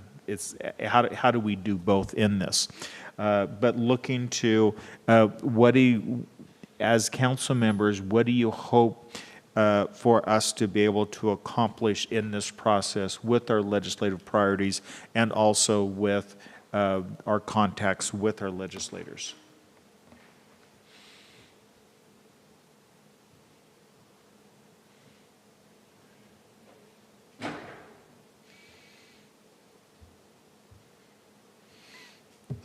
I was going to look to Councilmember Fajarin. He's always very thoughtful along this lines. If you want to give it, if you want to start, I know you're very thoughtful in this, so. And so we've drafted, we're looking at the draft right now, the City of Pullman Legislative Priorities draft. Well, really, not just the draft, but what do we want it to accomplish? So before we go in and actually start talking about what do we want to be on the page, what is our overall goal that we want to accomplish with this? I think I'm just speaking off the cuff. And we have others got hands raised, so if you want to. Oh, okay. Well, so well, I was just gonna say, just be aware of who our legislators are. We live in a Republican district represented by the Republican Party of Washington State, and so they have a platform that they promote at the state level. What I would personally like to see is more housing and affordability emphasis, especially around missing middle. I think that is something that they would definitely, consider, and just finding things where we can find a lot of areas where we can work together instead of kind of pie in the sky things that we're just asking for. So I just ask that we be realistic and, if possible, turn some of these into SMART goals would be awesome. But that's I always blow. So, Councilmember Schumas? I don't know the legislatures very well. I have had a little bit of contact with Schessler, and I've always had a lot of admiration for him, despite being of different political parties. I see him as a real fighter for the people in this area. I'm just looking at these different things on here, and for me, not so much legislative, but what I'd like to see as an outcome from these is helping to really return or start a sense of pride. You really feel a lot of people out there that are like, why Pullman, Moscow, we got to go to Moscow, and I'm not trying to compare the two, but I'm just saying, like, everything that we do in here, that we achieve a goal, more housing, helping downtown, whatever it is, if we're able to achieve a goal at the end of it that helps to turn around kind of that view, that for me is everything. Even if it's just little baby steps, that's everything. Because I love Pullman, and I want everybody who lives here to love Pullman as much as I do. Okay, Councilmember Weller? So I think as to your question, what are we looking for with the legislative is pretty much we want cheerleaders at the state. We want people who are going to fight for what we find are important, what we find is important, regardless, Republican, Democrat, whatever. So I think there's two things with the with our legislative. I don't know how to do a SMART goal with a legislator. What I do know is that if we're able to give them talking points of, here's how you've helped us in the past, so that they can go and they can say, we've done this, a little, pin on their lapel being able, we have done this for Pullman, now they are asking for this. We support them because they follow through with, what we help them with. So being able to ask, but also say thank you for what they've already done. So I'll keep it brief. I'm trying to, Pat. I'm just trying to work around first. So Councilmember McDonald? Yeah, looking at our goals, I think they're pretty friendly, whether it's like Republican or Democrat, right? We want to make Pullman a great place to live, a great place to work, a great place to visit. And I think the more that we can, with the legislative session, ask them to help be mindful of the border town aspects of that, and then what they can do to actually help impact things in a positive way. I think sometimes there's a tendency to come back and say, well, it's Western Washington versus Eastern Washington, and we're not heard. Like, we don't want that. We want the help of, like, what can you actually do versus where are you getting stuck? In helping with things that people on both parties are going to care a lot about, right? People being able to afford a house, people having a great place to work, safe community, all those things. So, Okay. Councilmember Vance? I think for me, or something that kind of comes to mind is it's kind of a comment that stuck out with Councilmember Weller and I. We had a meeting with Herb's Heroes, that group, and sort of Whitman County was a surprise to me. I didn't realize is one of, if not the poorest counties in Washington, and so I think emphasizing to our legislatures that. Like support with various social programs or sort of community groups that we can get help with, I think is really beneficial to our city, to our county, to our community and as a whole. Councilmember Fajardo? Thank you, and thank you for the comments. And I mainly just talk about the makeup of our county, just to give a lot of our viewers and our citizenship just perspective of the district we live in. LD9 is very interesting. It's mostly ag, rural, and it's very different than a lot of our students come from. So it's good to know the environment they live in. I also want to thank you to Councilmember Weller about mentioning politicians like to take credit and that little pin that they like to have in their shirt or whatever.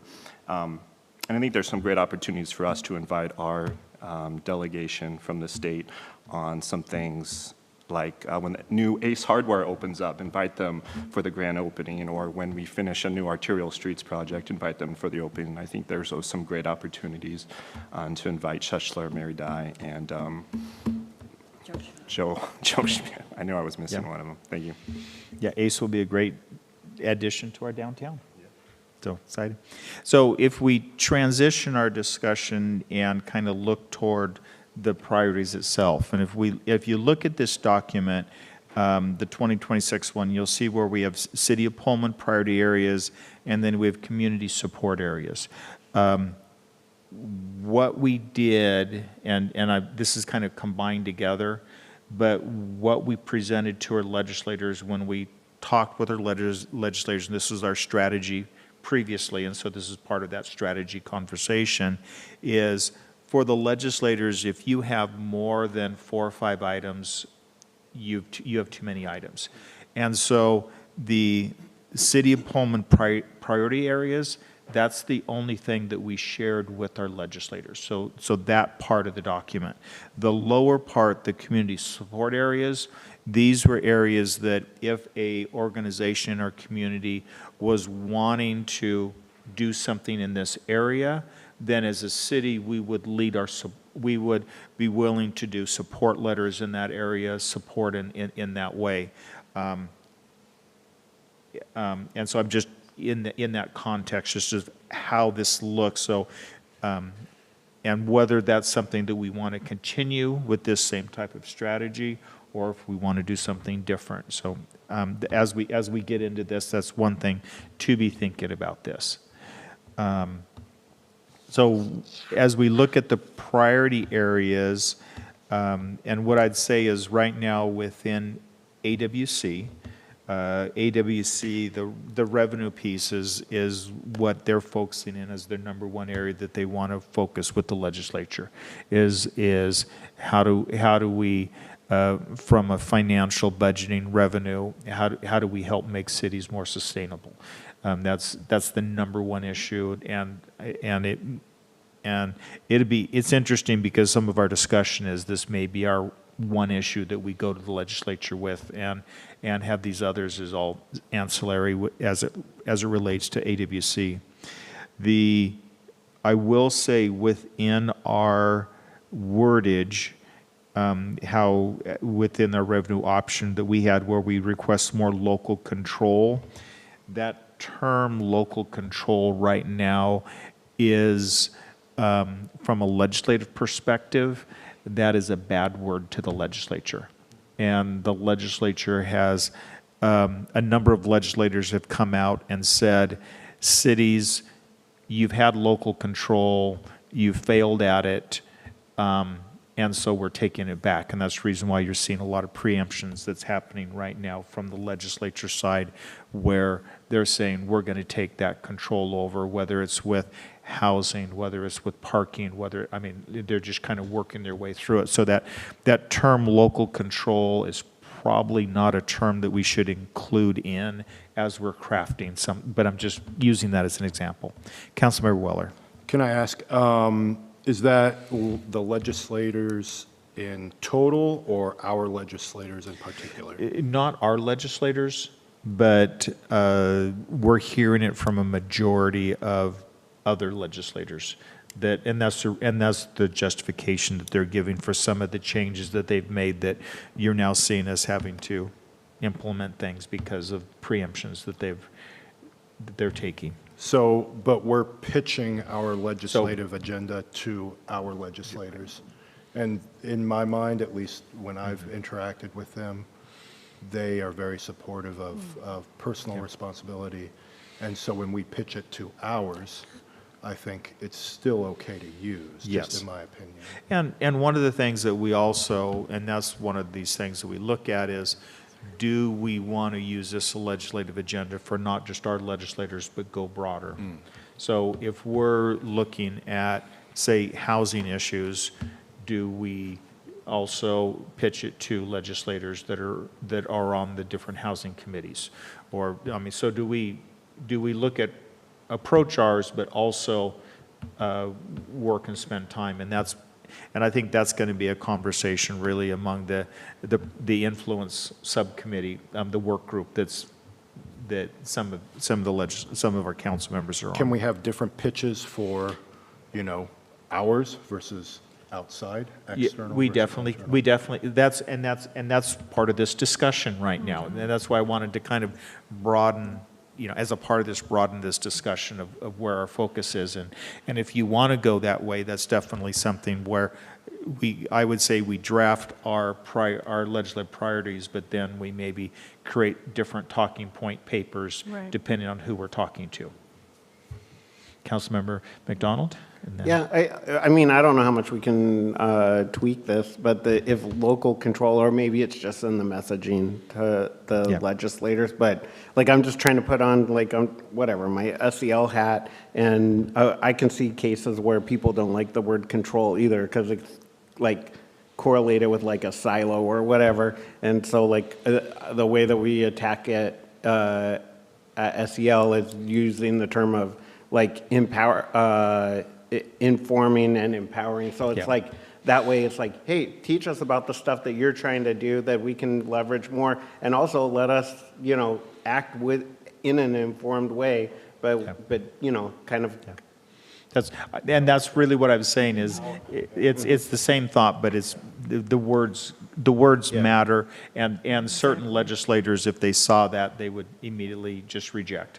So, Councilmember Parks. A couple of points. I understand about, just having the city priorities there, but I think that when we have time face-to-face with our legislators, that is the time for us to also bring in some of the more community-based things so that they have a full picture of what's going on here. We can have infrastructure, we can have rail banking, we can have all those things. Policing, it's important, but I think it would be helpful that they also understand about our regional transportation infrastructure challenges or whatever we decide to put on there. I'm not saying all of these, but health. Joe Schmick is a huge advocate for mental health resources. So I'm just saying that there's a balance there when we're in person with them. And I like the idea of kind of, giving them, making a document for them, and then also doing some papers on specific points for the committees. And I feel like those are two different approaches. Yeah. Councilwoman Schumas? May I just read the bolded part for the people that are watching online so they know just what the Yes, priority yes. areas are? Okay, Uh-huh. just for people watching online. First one is revenue options, which is mostly what we're talking about. Downtown vitality, housing and affordability, policing, local control of in-town railways, and Pullman-Moscow Regional Airport, Yeah.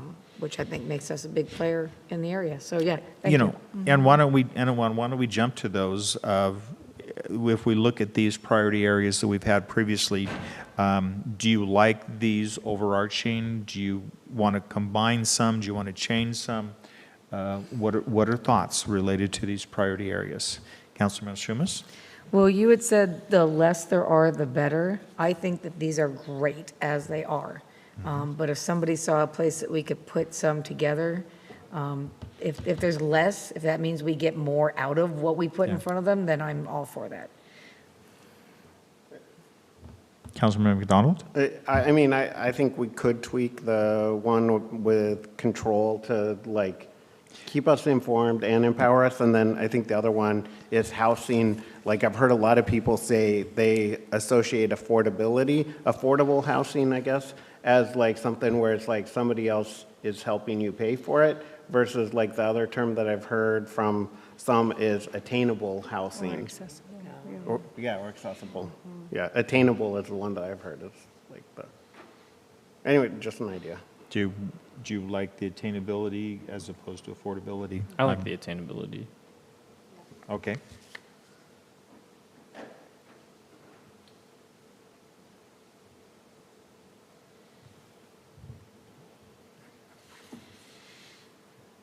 So if we have these kind of core six, then that's where I'd say, are there any concepts or edits that you'd like to see within these? Do we need to take away local control of in-town railways? Come up with another term. Just do in-town railways? Utilize, right, like, Or it's activate? something where it's like a nice way of saying, don't let them just rot. Yeah, activation. Yes. Yeah, we I, have I really want success this year with that. Well, yeah, sorry. But- And we, I mean, Representative Schmick has explained that Colfax and Pullman want the same things in their cities, and he keeps pointing to the area in between. But I'm thinking, why couldn't we just revitalize here? And we don't, I mean, it'd be nice to have a trail, but to me, that's secondary to Colfax having a thriving area and us having a thriving area. So I'd like to suss that out a little bit more with him, but so I think it's important to keep it, maybe Councilmember Weller? wordsmith it. Sorry. You know, a way to kind of couch these as we're looking at it is how some of these, or maybe all of these, do add to our revenue source or our business side. So activation of in-town railways, provide recreation opportunities, provide ability for people to get downtown, which ends up increasing revenue downtown. I think if we're able to have that core revenue economic and see how all of our priority areas feed into that, I think that may help. Just a thought. Councilmember Fajarin? Thank you. And sorry, I'm trying to remember just the work that we did with the in-town rail and banking, and maybe you can step in. Was it my understanding that we can't rail bank ourselves? So Colfax can't, how am I trying to explain this? If Yeah. Colfax rail banks in town, it triggers that they have to rail bank between Colfax and Yeah, Pullman. so we can't, thank you so Pullman much. rail banks just in town, it does not trigger that. Yeah, so it's kind of two sides of that coin there, and we've been trying to navigate how to But we could best still- approach that. Yeah. And Because it's just about, making our green spaces more appealing and safe for the plan that we have down by the play fields, to make it more accessible, and so maybe so many balls won't, or windshields won't get hit by baseballs, maybe. So what I'm hearing right now is, discussions really is nuanced word related to local control. Look at each of these as it relates to revenue statements that can be looked at. If you notice that they're all written in a positive as opposed to a negative, in other words, in that way. But any other thoughts related to any of these, or any edits, changes that you'd like to see? Councilmember Wright?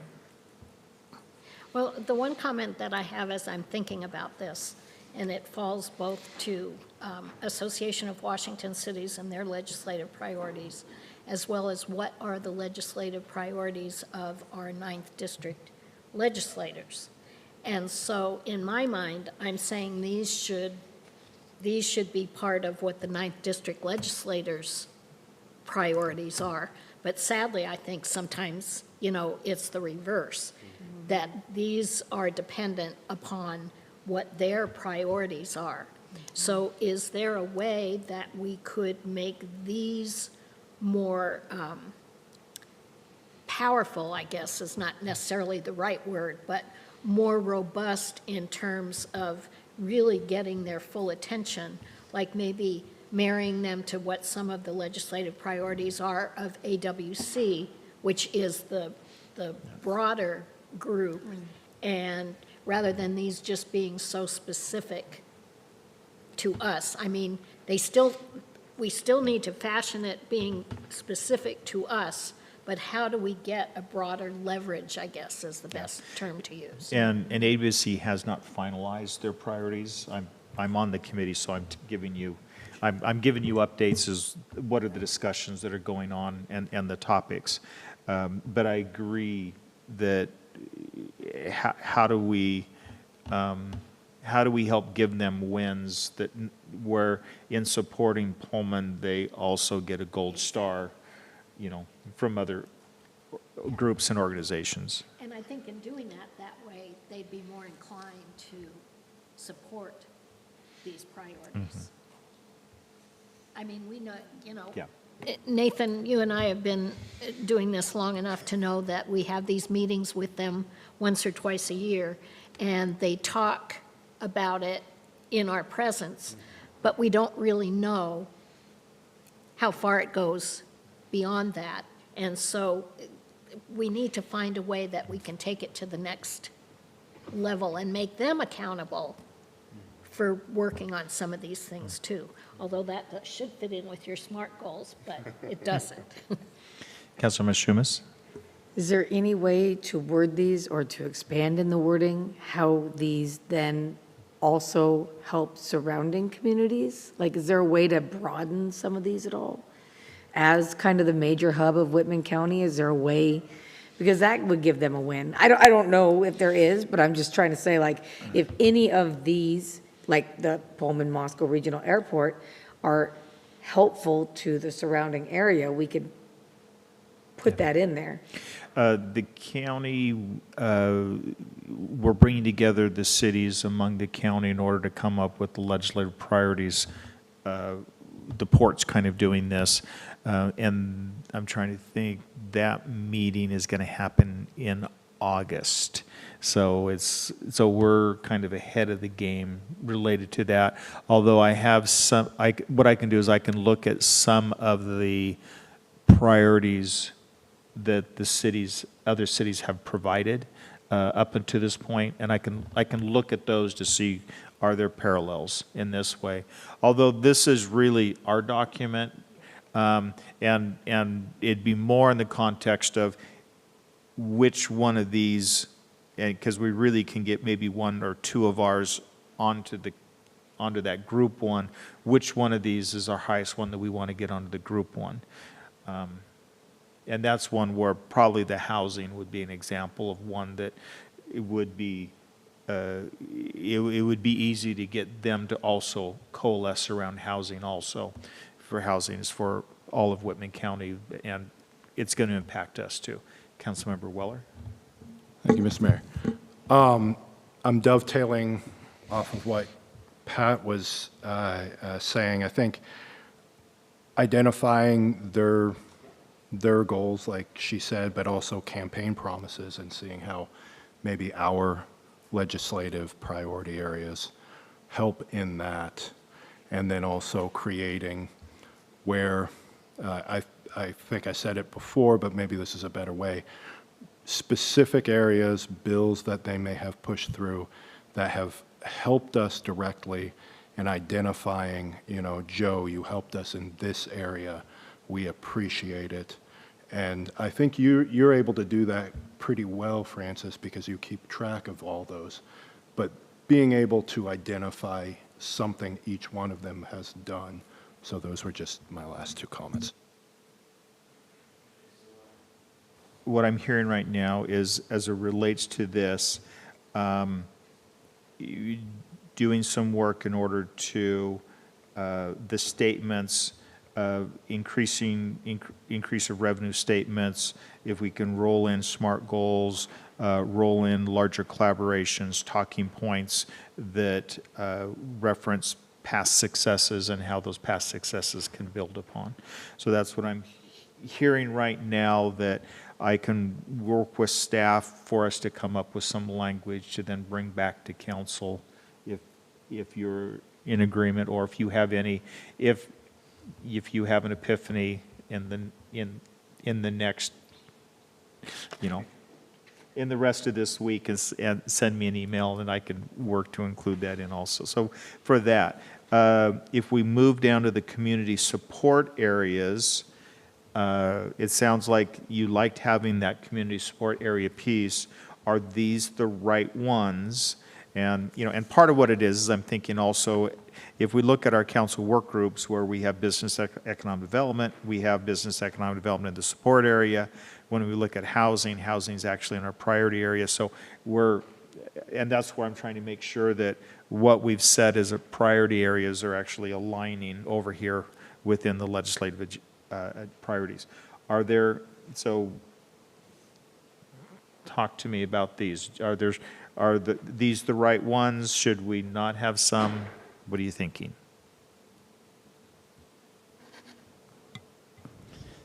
Councilmember Schumas? May I just read these again for people watching? I'm sorry? Okay. Please, yes. Okay. Business and economic development, health, regional transportation infrastructure, nonprofit support, and affordable higher education. Thank you.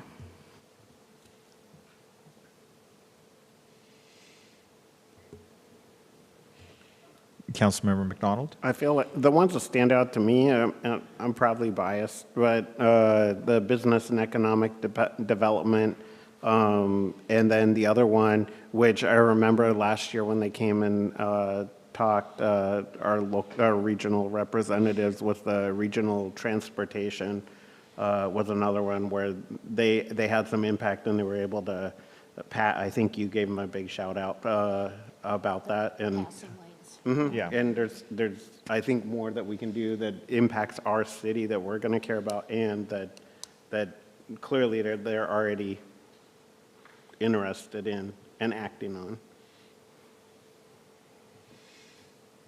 And that's another thing, is within these, we can reorder if there's a priority-wise. These, I'm going to work my way. Councilmember Fajarin? I like the nonprofit support. When the Dolly Parton Imagination Library of Washington State was being passed and created, I'm pretty sure all three of our legislators voted in favor, and I made sure to reach out and thank them. So they are a big supporter of local nonprofits, especially the Dolly Parton Imagination Library, which currently is facing a financial crisis. So I think it's really important that we keep that one on there. And I know a lot of our nonprofits are having challenges, and so one of the questions is, we specifically called out this one last time, is do we still do that, or do we need to be more generic in it? Councilmember Parks? I think we could be a little more generic. We could use that as an example still, but I think that because, again, we go back to how our nonprofits funded primarily, most of them by grant dollars from the state of Washington and from the federal government. So that would, like, I mean, I work at Alternatives to Violence, and we are very heavily funded by Washington Commerce, DSHS, all of that kind of stuff. So, and those bills and those proposals come across their desks. And so when they're looking at grant funding for DSHS for something Washington Commerce, you know, then they can, hopefully they're thinking about, okay, what's happening in my district, you know, oh, we have this and this and this and this. Not just necessarily in Pullman, but even throughout, food banks and things. So I do think in these times especially, it's important to keep that in there, but maybe just rework the wording a little bit. And my only other comment is I would say, I think I'd like to expand the health into health and wellness, because wellness has. Get out of my brain. Because wellness has everything to do with access to local and/or quality local health care. Okay. Councilmember Wright? So under community support areas with business economic development, I think this one, given the definition that we're using here, is strong enough to go up above to the priority areas. And I say that from the standpoint of having been to a conference earlier in the year that involved 10 of the eastern Washington counties. Just to a county, everyone has the same border issues. And, you know, if the legislators are able to get an alliance together with all of those legislators, that might be some of the leverage that's needed to work through some of these legislation and rules for the border cities. I mean, and the other piece of that could maybe get even more leverage is with the southern counties that border Oregon, because they face the same things. And so why fight all of these, or why advocate for all of these things with just one group when maybe we could ask them to work with to influence their groups? Did that make sense? Yeah. So so do you like the concept of moving the business and economic development up? Mm-hmm. Let's see. I'm kind of looking. I do. I'm Can I looking- add my comment, which was very much on piggybacking go on ahead. that? I was going to say, I think all of these are really important, and I think that one is the most important, and I'll tell you why. Because access to jobs generally helps people's health and wellness. Access to jobs generally helps people get out of needing as much nonprofit support. So if we're supporting job growth and business growth here in Pullman, those businesses can also give back, like SEL and ADIM and Meter. That underpins all these other ones. So to me, while I think nonprofit support is probably like the most important as far as like reaching people, I think that business and economic development piece underpins all those other being able to work. Okay. So so sounds good. I'm watching time, so I'm hoping to kind of wrap this up in the next 3 minutes. We're going to be bringing this back in, let me flip it over, in 2 weeks for further consideration, so in that way. So last thoughts, Councilmember Vance, no, Councilmember Weller, okay? I just wanted to say the health and wellness, absolutely, and also somewhere in there, veteran support. We've made some really good headway, and I think we need to continue pushing on that. So, yeah. Okay. Any other last thoughts? Okay, if not, thank you. I will work with staff in order to bring back another, and if you have thoughts on specific words or language, please send them to me. Let me see your thing here. BOR, get that A out of there. Oh. Sorry. Okay. Our next discussion, this is one that Councilmember Vance and McDonald requested, related to maintenance of vacant commercial spaces. With that, Councilmember Vance.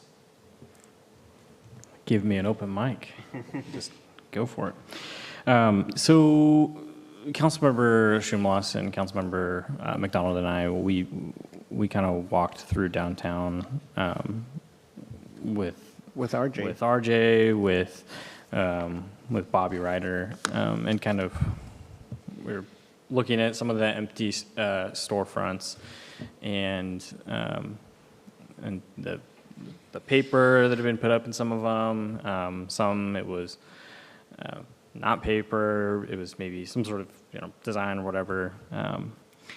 And sort of the conversation that kind of we were having that sort of came to was, hey, what if we were to come together and maybe consider revisiting the specific part of it with the paper covering, just because that the paper covering itself kind of makes things feel kind of closed off, makes people, there's this sort of underlying feeling of it being a little bit unsafe and such. So I know Brian, Councilmember McDonald and Schumloss, you might be able to speak more into the items as well.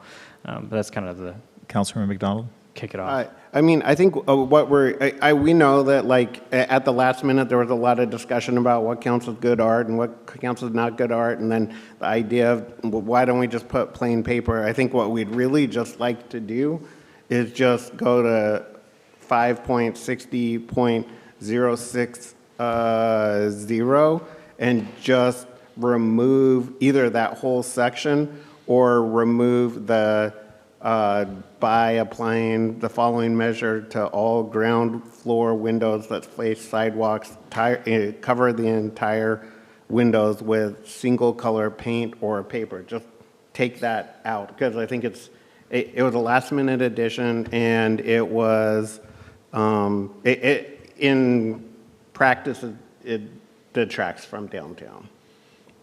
Councilmember Schumloss?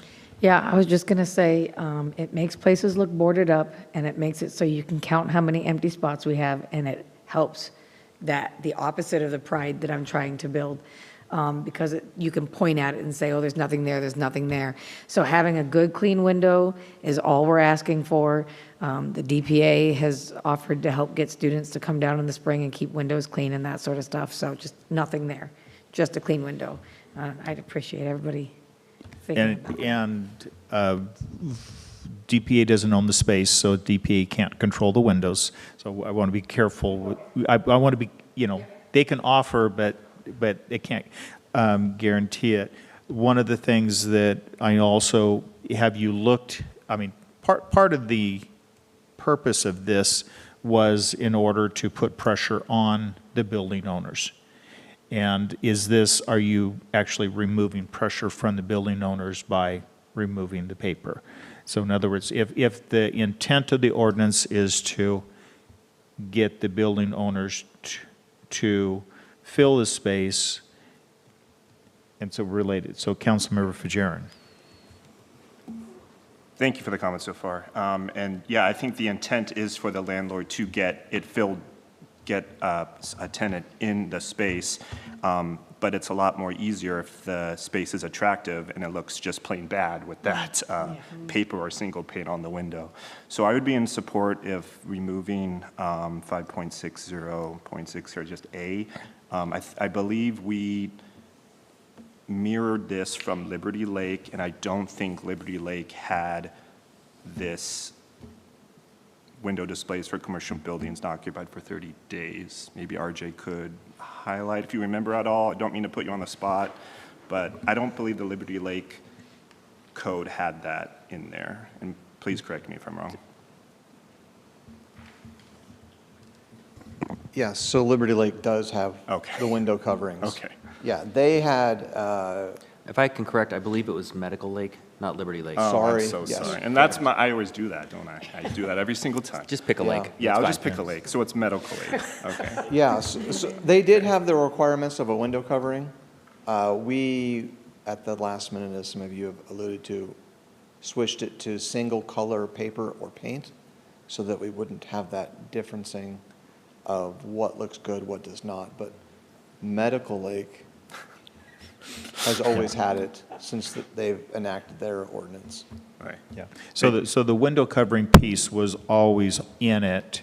The discussion was, should it just be a window covering, or do we want to specify what the window covering is because of the concern of what they could put up as the covering? That was the reason for it. Back to Councilman Jerem. Yeah, and thank you, RJ, for correcting me, and I can't promise that that's not the last time I'm going to make that mistake. A couple weeks ago, or months ago, we had this awesome Save Your Small Town book that appeared on our, in front of us, and I'm just going to read a couple of what are the other ideas to make your windows more attractive in here. We don't have to put this, we don't have to supplement any of it, but I would like to say some of them just so we can highlight some of the other opportunities than just paper. Use windows to display video or animation, highlight the history or architectural features throughout the display windows, install colorful curtains or drapes that complement the building's exterior, use vinyl decals, window clings, or stickers to create a visually interesting design on the windows, hang temporary artwork or posters. So is there a way to have these as a recommendation to the landlords but not have it codified at all? Yeah, you understand what I'm asking? Yeah. I think our intent when this was crafted was to remove the subjectivity of what is art, what is not art, what looks good, what doesn't look good. If we went down to a building kind of on the north side of the street and decided to remove the coverings there, and you saw the, I don't say destruction inside the structure, maybe that's not visually appealing, or maybe not keeping with the aesthetic character of what's the intent in the downtown core. Which is why we elected to go with, like RJ said, the solid colored concept, whether that's paper or paint. Didn't have a preference. Most of them, I believe, are starting to use the butcher paper and just go that route. But I think that was kind of the intent, was to just take the subjectivity out of it so that staff wasn't put in the middle of, is that good art, is it not? We didn't want to be in that position. Yeah, rightfully so. And I understand that. Is there, so when a business or a vacant building registers, because we have that program now, is there a way to highlight some of these ways on the form or when they register? So we haven't got to that point yet. So Okay. the way that the ordinance reads is they had 6 months until after the ordinance was enacted to register. So that would occur in mid-September. Right. So we haven't quite got to that point yet. And there's nothing in the ordinance that talks about selecting on the registration what type of window coverings they would select. So it was, as Sean pointed out, a way to eliminate the subjectivity or objectivity, depending on how you look at it, of what looks good and what does not. So when we contacted the building owners, we gave them just those options, paint or paper. Seems that most of them, or if not all of them, have taken the route of paper. Some of them have simply closed the blinds, which also works because it's ideally a single color. But really the main point of the window coverings was to put some pressure on the building owners to be active, to do something, because a lot of them, as we've noted throughout the years, have been vacant for quite some time. And two, some of the vacant spaces have been vacant for a very long time, and the interior is less than desirable to look at.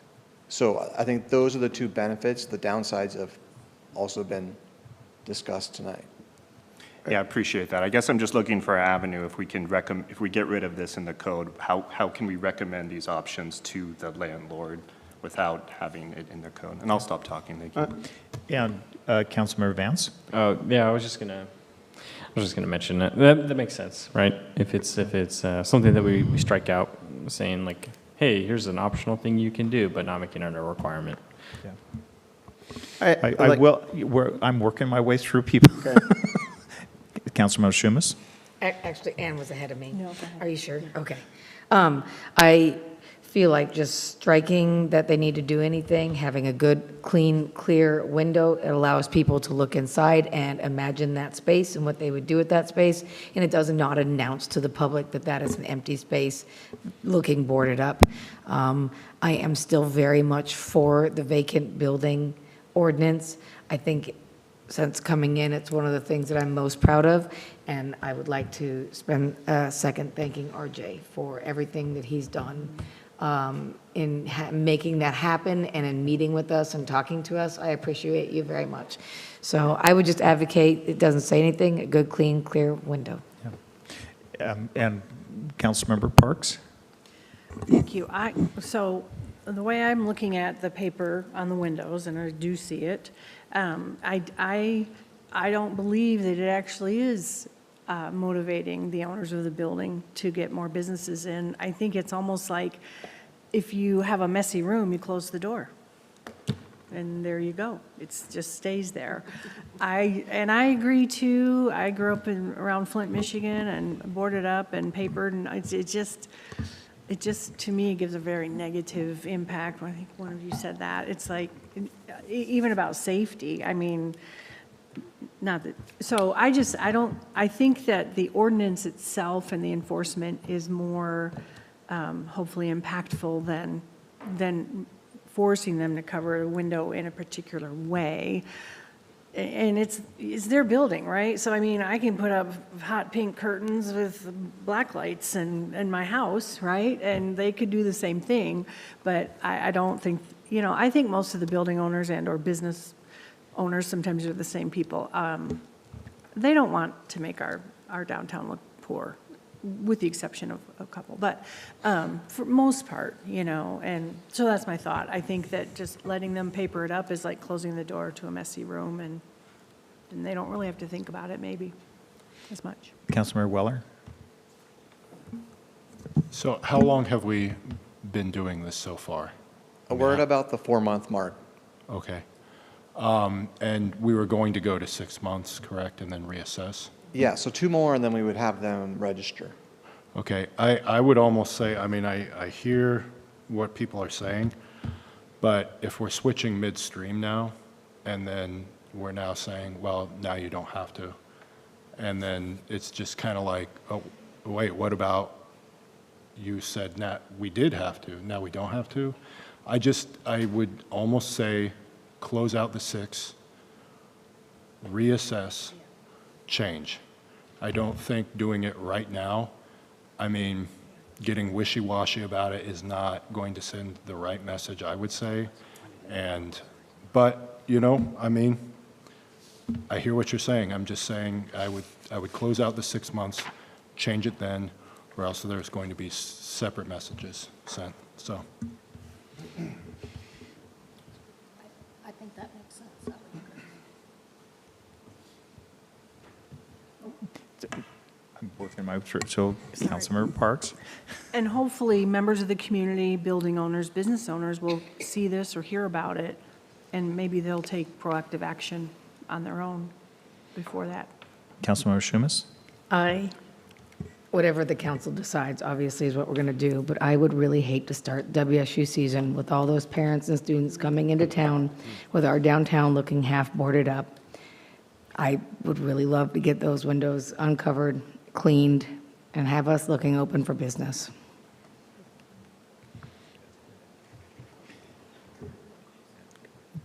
Because clean, I don't think is a Thad.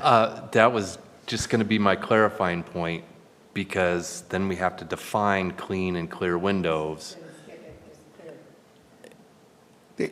So you already have in here, take steps to maintain a vibrant streetscape and avoid adverse impacts on the neighborhood character. Just leave it at that and then drop it. I mean, there's a MRSC article that says it's important to keep vacant storefront windows open and inviting. And then there's different ways that different places have done that. But it seems like if we just took basically one line out, it would go a long way to just simplify. And then the DPA could work with realtors and stuff on ideas. I don't even think we have to legislate that. let the realtors and the DPA work on ideas on how to turn that into action. Oh, I'm trying to think, if it's in the code, then we need to follow what's in the code. But I think if you took A out, then I think you're fine. Like, Yeah. I think you'd have to remove some language prior to A. But if we take that out, who is enforcing whether it's a vibrant streets? I mean, this has been something I've raised throughout the discussion of this, is when you start using terms like vibrant streetscape, what does that mean? Who's defining that? You know, what if something's in the window that some people don't think creates a vibrant streetscape? I think what that's if they leave paper up? I think that's the frustrating part, is because the words in the thing right now say vibrant streetscape, and it was in there because the original discussion was around art and things that maybe you could count as vibrant, but right now it says maintain a vibrant streetscape, and then continues to just say put a piece of paper up. Like, I mean, if we're telling them conflicting things, just take out the conflict. Because it seems like we're telling them two things at the same time. Well, and there's a monetary aspect to it where we are, if they don't comply, they're assessed a fine. And so it's very important to make sure that if we're asking building owners to do something, it better be clear what it is. But it's more important for downtown to look vibrant than for us to be able to apply fines while impacting the overall feel of downtown for everyone who comes through it. It's like, well, at least we're getting fined. So. Are the Okay, fines? I'm a little confused now. Yeah, because you're just saying. Because I don't know if you're talking about fines overall for violation of this code, or are you just, I don't know exactly what the direction council is giving at this point.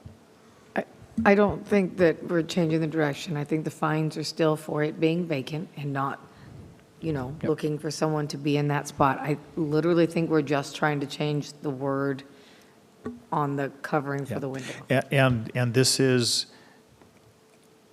if you think it was years in the making to get to this ordinance, and there are some very careful legalese that had to be put into it, and this is that one, is how do you define something? And you can define a piece of paper, you can define painting, but if you... But this wasn't years in the making. This 5.60. It was year. 8.60 was added Well, the whole vacancy. in the last month of the effort. But if we just took out 5.60.060, and left the rest of it, that would be awesome. And then you don't even have to worry about what counts as vibrant or anything. Just take the whole thing out. Sean? Taking that out leaves a very vague definition of what vibrant streetscape is, and it makes it not enforceable for staff to do. Doing a clear window is not enforceable because we don't have a definition of what a clear window is. But right now, we're enforcing Let me finish, please. non-vibrant. Let me finish, please. We have worked this through to the point where we haven't even gone through one cycle of this code to see how it plays out. Staff's recommendation on this is that we do nothing.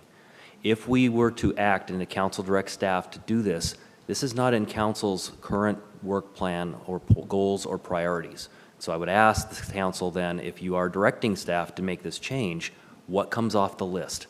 Because I can't get to this with our staff until 2027, given the current workload that the council just enacted. And this ordinance is 4 months new. We haven't even gotten to the point where we've had to enforce what we have already on the books. And if we're going to continue to keep organizing ordinances and laws and rules and then have council stir it back up again, that's not effective use of staff's time.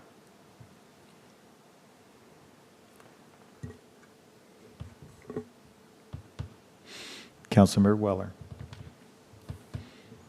Sean, I appreciate what you said. I also think that if we're switching one thing after a couple of months and then switching again, it gets confusing for citizens. And if this was, let's run through the scenario. We do in fact say, let's remove that. What about the places that have paper on their windows? Then do we say, now you need to take it down? And so we're going to send staff to tell them, you need to take the paper down on the windows? It gets a little confusing. So, I mean, it's 2 months, and I understand students will be coming in. It's 2 months, and then they'll be coming down, they'll see open windows, if that's more effective and whatnot. Let's just let it ride for right now, my opinion. And, you know, I agree, but.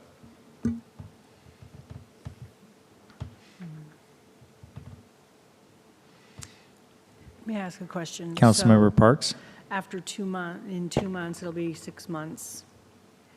Was there a planned review of it at that point, or just continue on unless something really obstructive for staff or the building owner occurred that hadn't been thought of?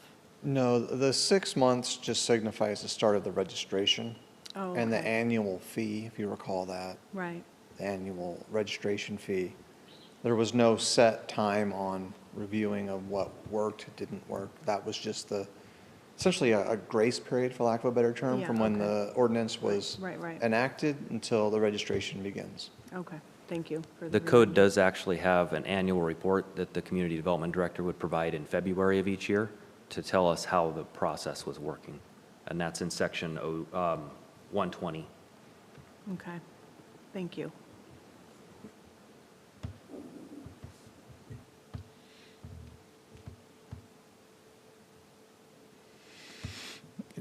So this is a discussion item. Obviously, within the discussion item, if there's direction you'd like to provide staff, then it would be worked on within the staff's workload.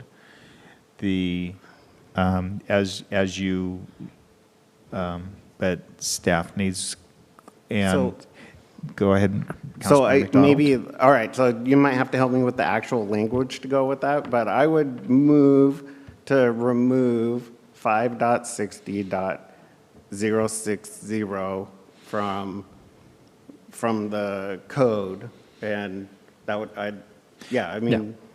I'm on board with that. So you're requesting for an analysis from our attorney as what that would mean and whether or not the code is then enforceable, because that's. Yeah, I think if you take the whole thing out, if you just took the whole thing out, that way you leave out it cuts out the vibrant part, all that stuff. I'm trying to see how do we give direction or. I don't see a problem with that. I don't know how that affects the rest, you know. These codes are put together and they're all important pieces, so if you pull something out, I don't know what the effect. And that's what I'm saying. So is a request for you to do an analysis on what impact that has related to the code. Councilmember Fajarin? For an intentional amendment for us to For vote a on, potential. that we will vote on, and then Right. decide if it passes. Well, it'd be bringing back staff review and analysis of what that means if this part of the code was removed. And then pending that And then- analysis, the next step would be to vote on a code amendment. Would be. What would the time frame be?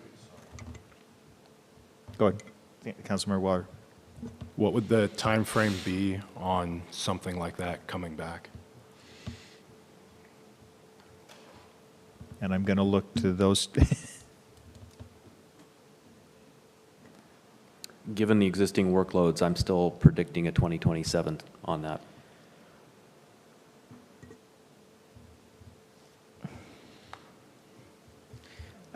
The only thing that I wonder is like, right, I mean, we've talked about before, like the low number of, like, for example, housing or construction permits, those types of things. We haven't done any layoffs on the planning department or anything like that. I'm not advocating for any of that. But like if I'm a community member and I'm watching YouTube and I know we haven't done any of those changes and we're talking about removing 1.5 paragraphs from something or even just reviewing it, I'm going to be like, what is going, I mean, me as someone who's never done government work before and coming in, I'm like, what the heck? People that are watching this on YouTube they're not saying heck.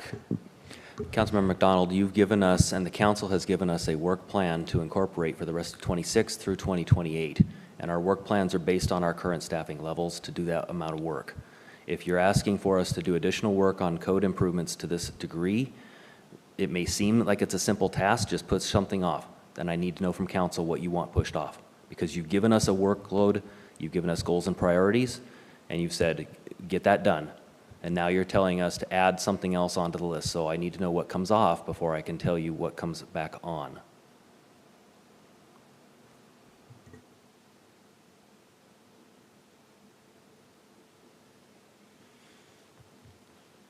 I feel like this, it's inappropriate, and I know it's not going to be popular, but I mean, given what the staff is telling us about their day-to-day jobs, which we do not do, and we do not know the scope of what they do fully. Just like I don't know what you do at SEL, you know, maybe. So I'm just saying, you know what I mean, the day-to-day, your agendas and all that kind of stuff. I think we would be wise to just maybe wait for the review in February, and then we can, that would be the appropriate time to address this. In the meantime, maybe we can do something. So for example, we have volunteers who keep the flower beds nice downtown, okay? Maybe we can garner some community support to figure out some creative ways to work with the building owners. Maybe they could put pot planters in front of the windows for the incoming period. I don't know, but I'm really feeling and I'm understanding what staff are saying right now, that they are just up to their eyebrows. And you know, what we know and what we see isn't their full picture of what they do every day. And what we do see, there's a lot of work behind that. Asking the attorney to analyze something, well, that could take him a week, you know, because he also has a workload. So I'm just trying to say that I think we've had a useful discussion, but I want to make sure that we're each hearing each other fully and being respectful of staff's time. Councilmember Shumis. So we would get an annual report in February, and at that time, if we wanted to re-escalate this conversation, that is when that would happen. I think that this discussion could be included as part of that annual report to see the effectiveness of how the program is working. Did these buildings that now have paper or paint on them, how fast, or did they transition over to get a tenant in there? I mean, that's the incentive, that's the whole purpose of the program, was so that we could identify which ones were vacant and kind of prompt those building owners to get tenants if that's possible, sell the building, revitalize the building, whatever that looks like. And that's the whole purpose of that annual report. I'm more than willing to talk about, you know, and see what the effectiveness of this program is at that time. We're obligated by code to provide that report. I'm absolutely, I don't know what your jobs are like. I don't know how hard they are, and I'm not trying to trample over that. If that is what council decides, is that we'll take another look at that in February, then I will live with that. Just making a point, I am here for the pride of Pullman. I'm here for people to feel pride. So that's why I wanted to take another look at this. I'm just taking my last shot. Thank you. Dan. I mean, the other option is, if a majority of the council wants to strike it without having staff review, I mean, that's always an option. It's your code. I mean, this was adopted unanimously. So it's your code. You can make the changes, whatever you want to do. But if you want staff input, there's more to it than just taking a line and scratching it out. Councilmember Vance? I guess we can, in my opinion, we can strike it at this current moment, and then come February, if we need to do some fine tuning, then we can. Councilmember Fajarin?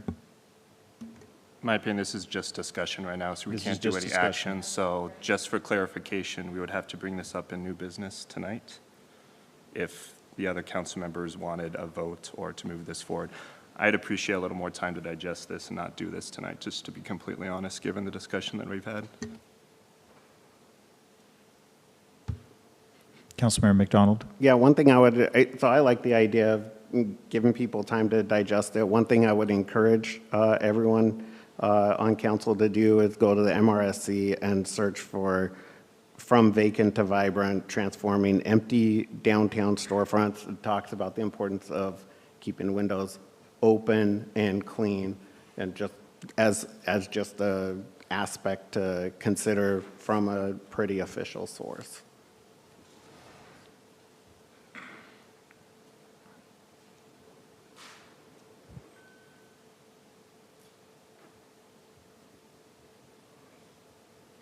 Okay, seeing no other, we then end the discussion with this on to, I don't think we have any new business before us and no executive session, so I'd entertain a motion for adjournment. So moved. Did I miss something? He said second. Second. Okay. All those in favor? Aye. All right. Aye. Any opposed? We're adjourned.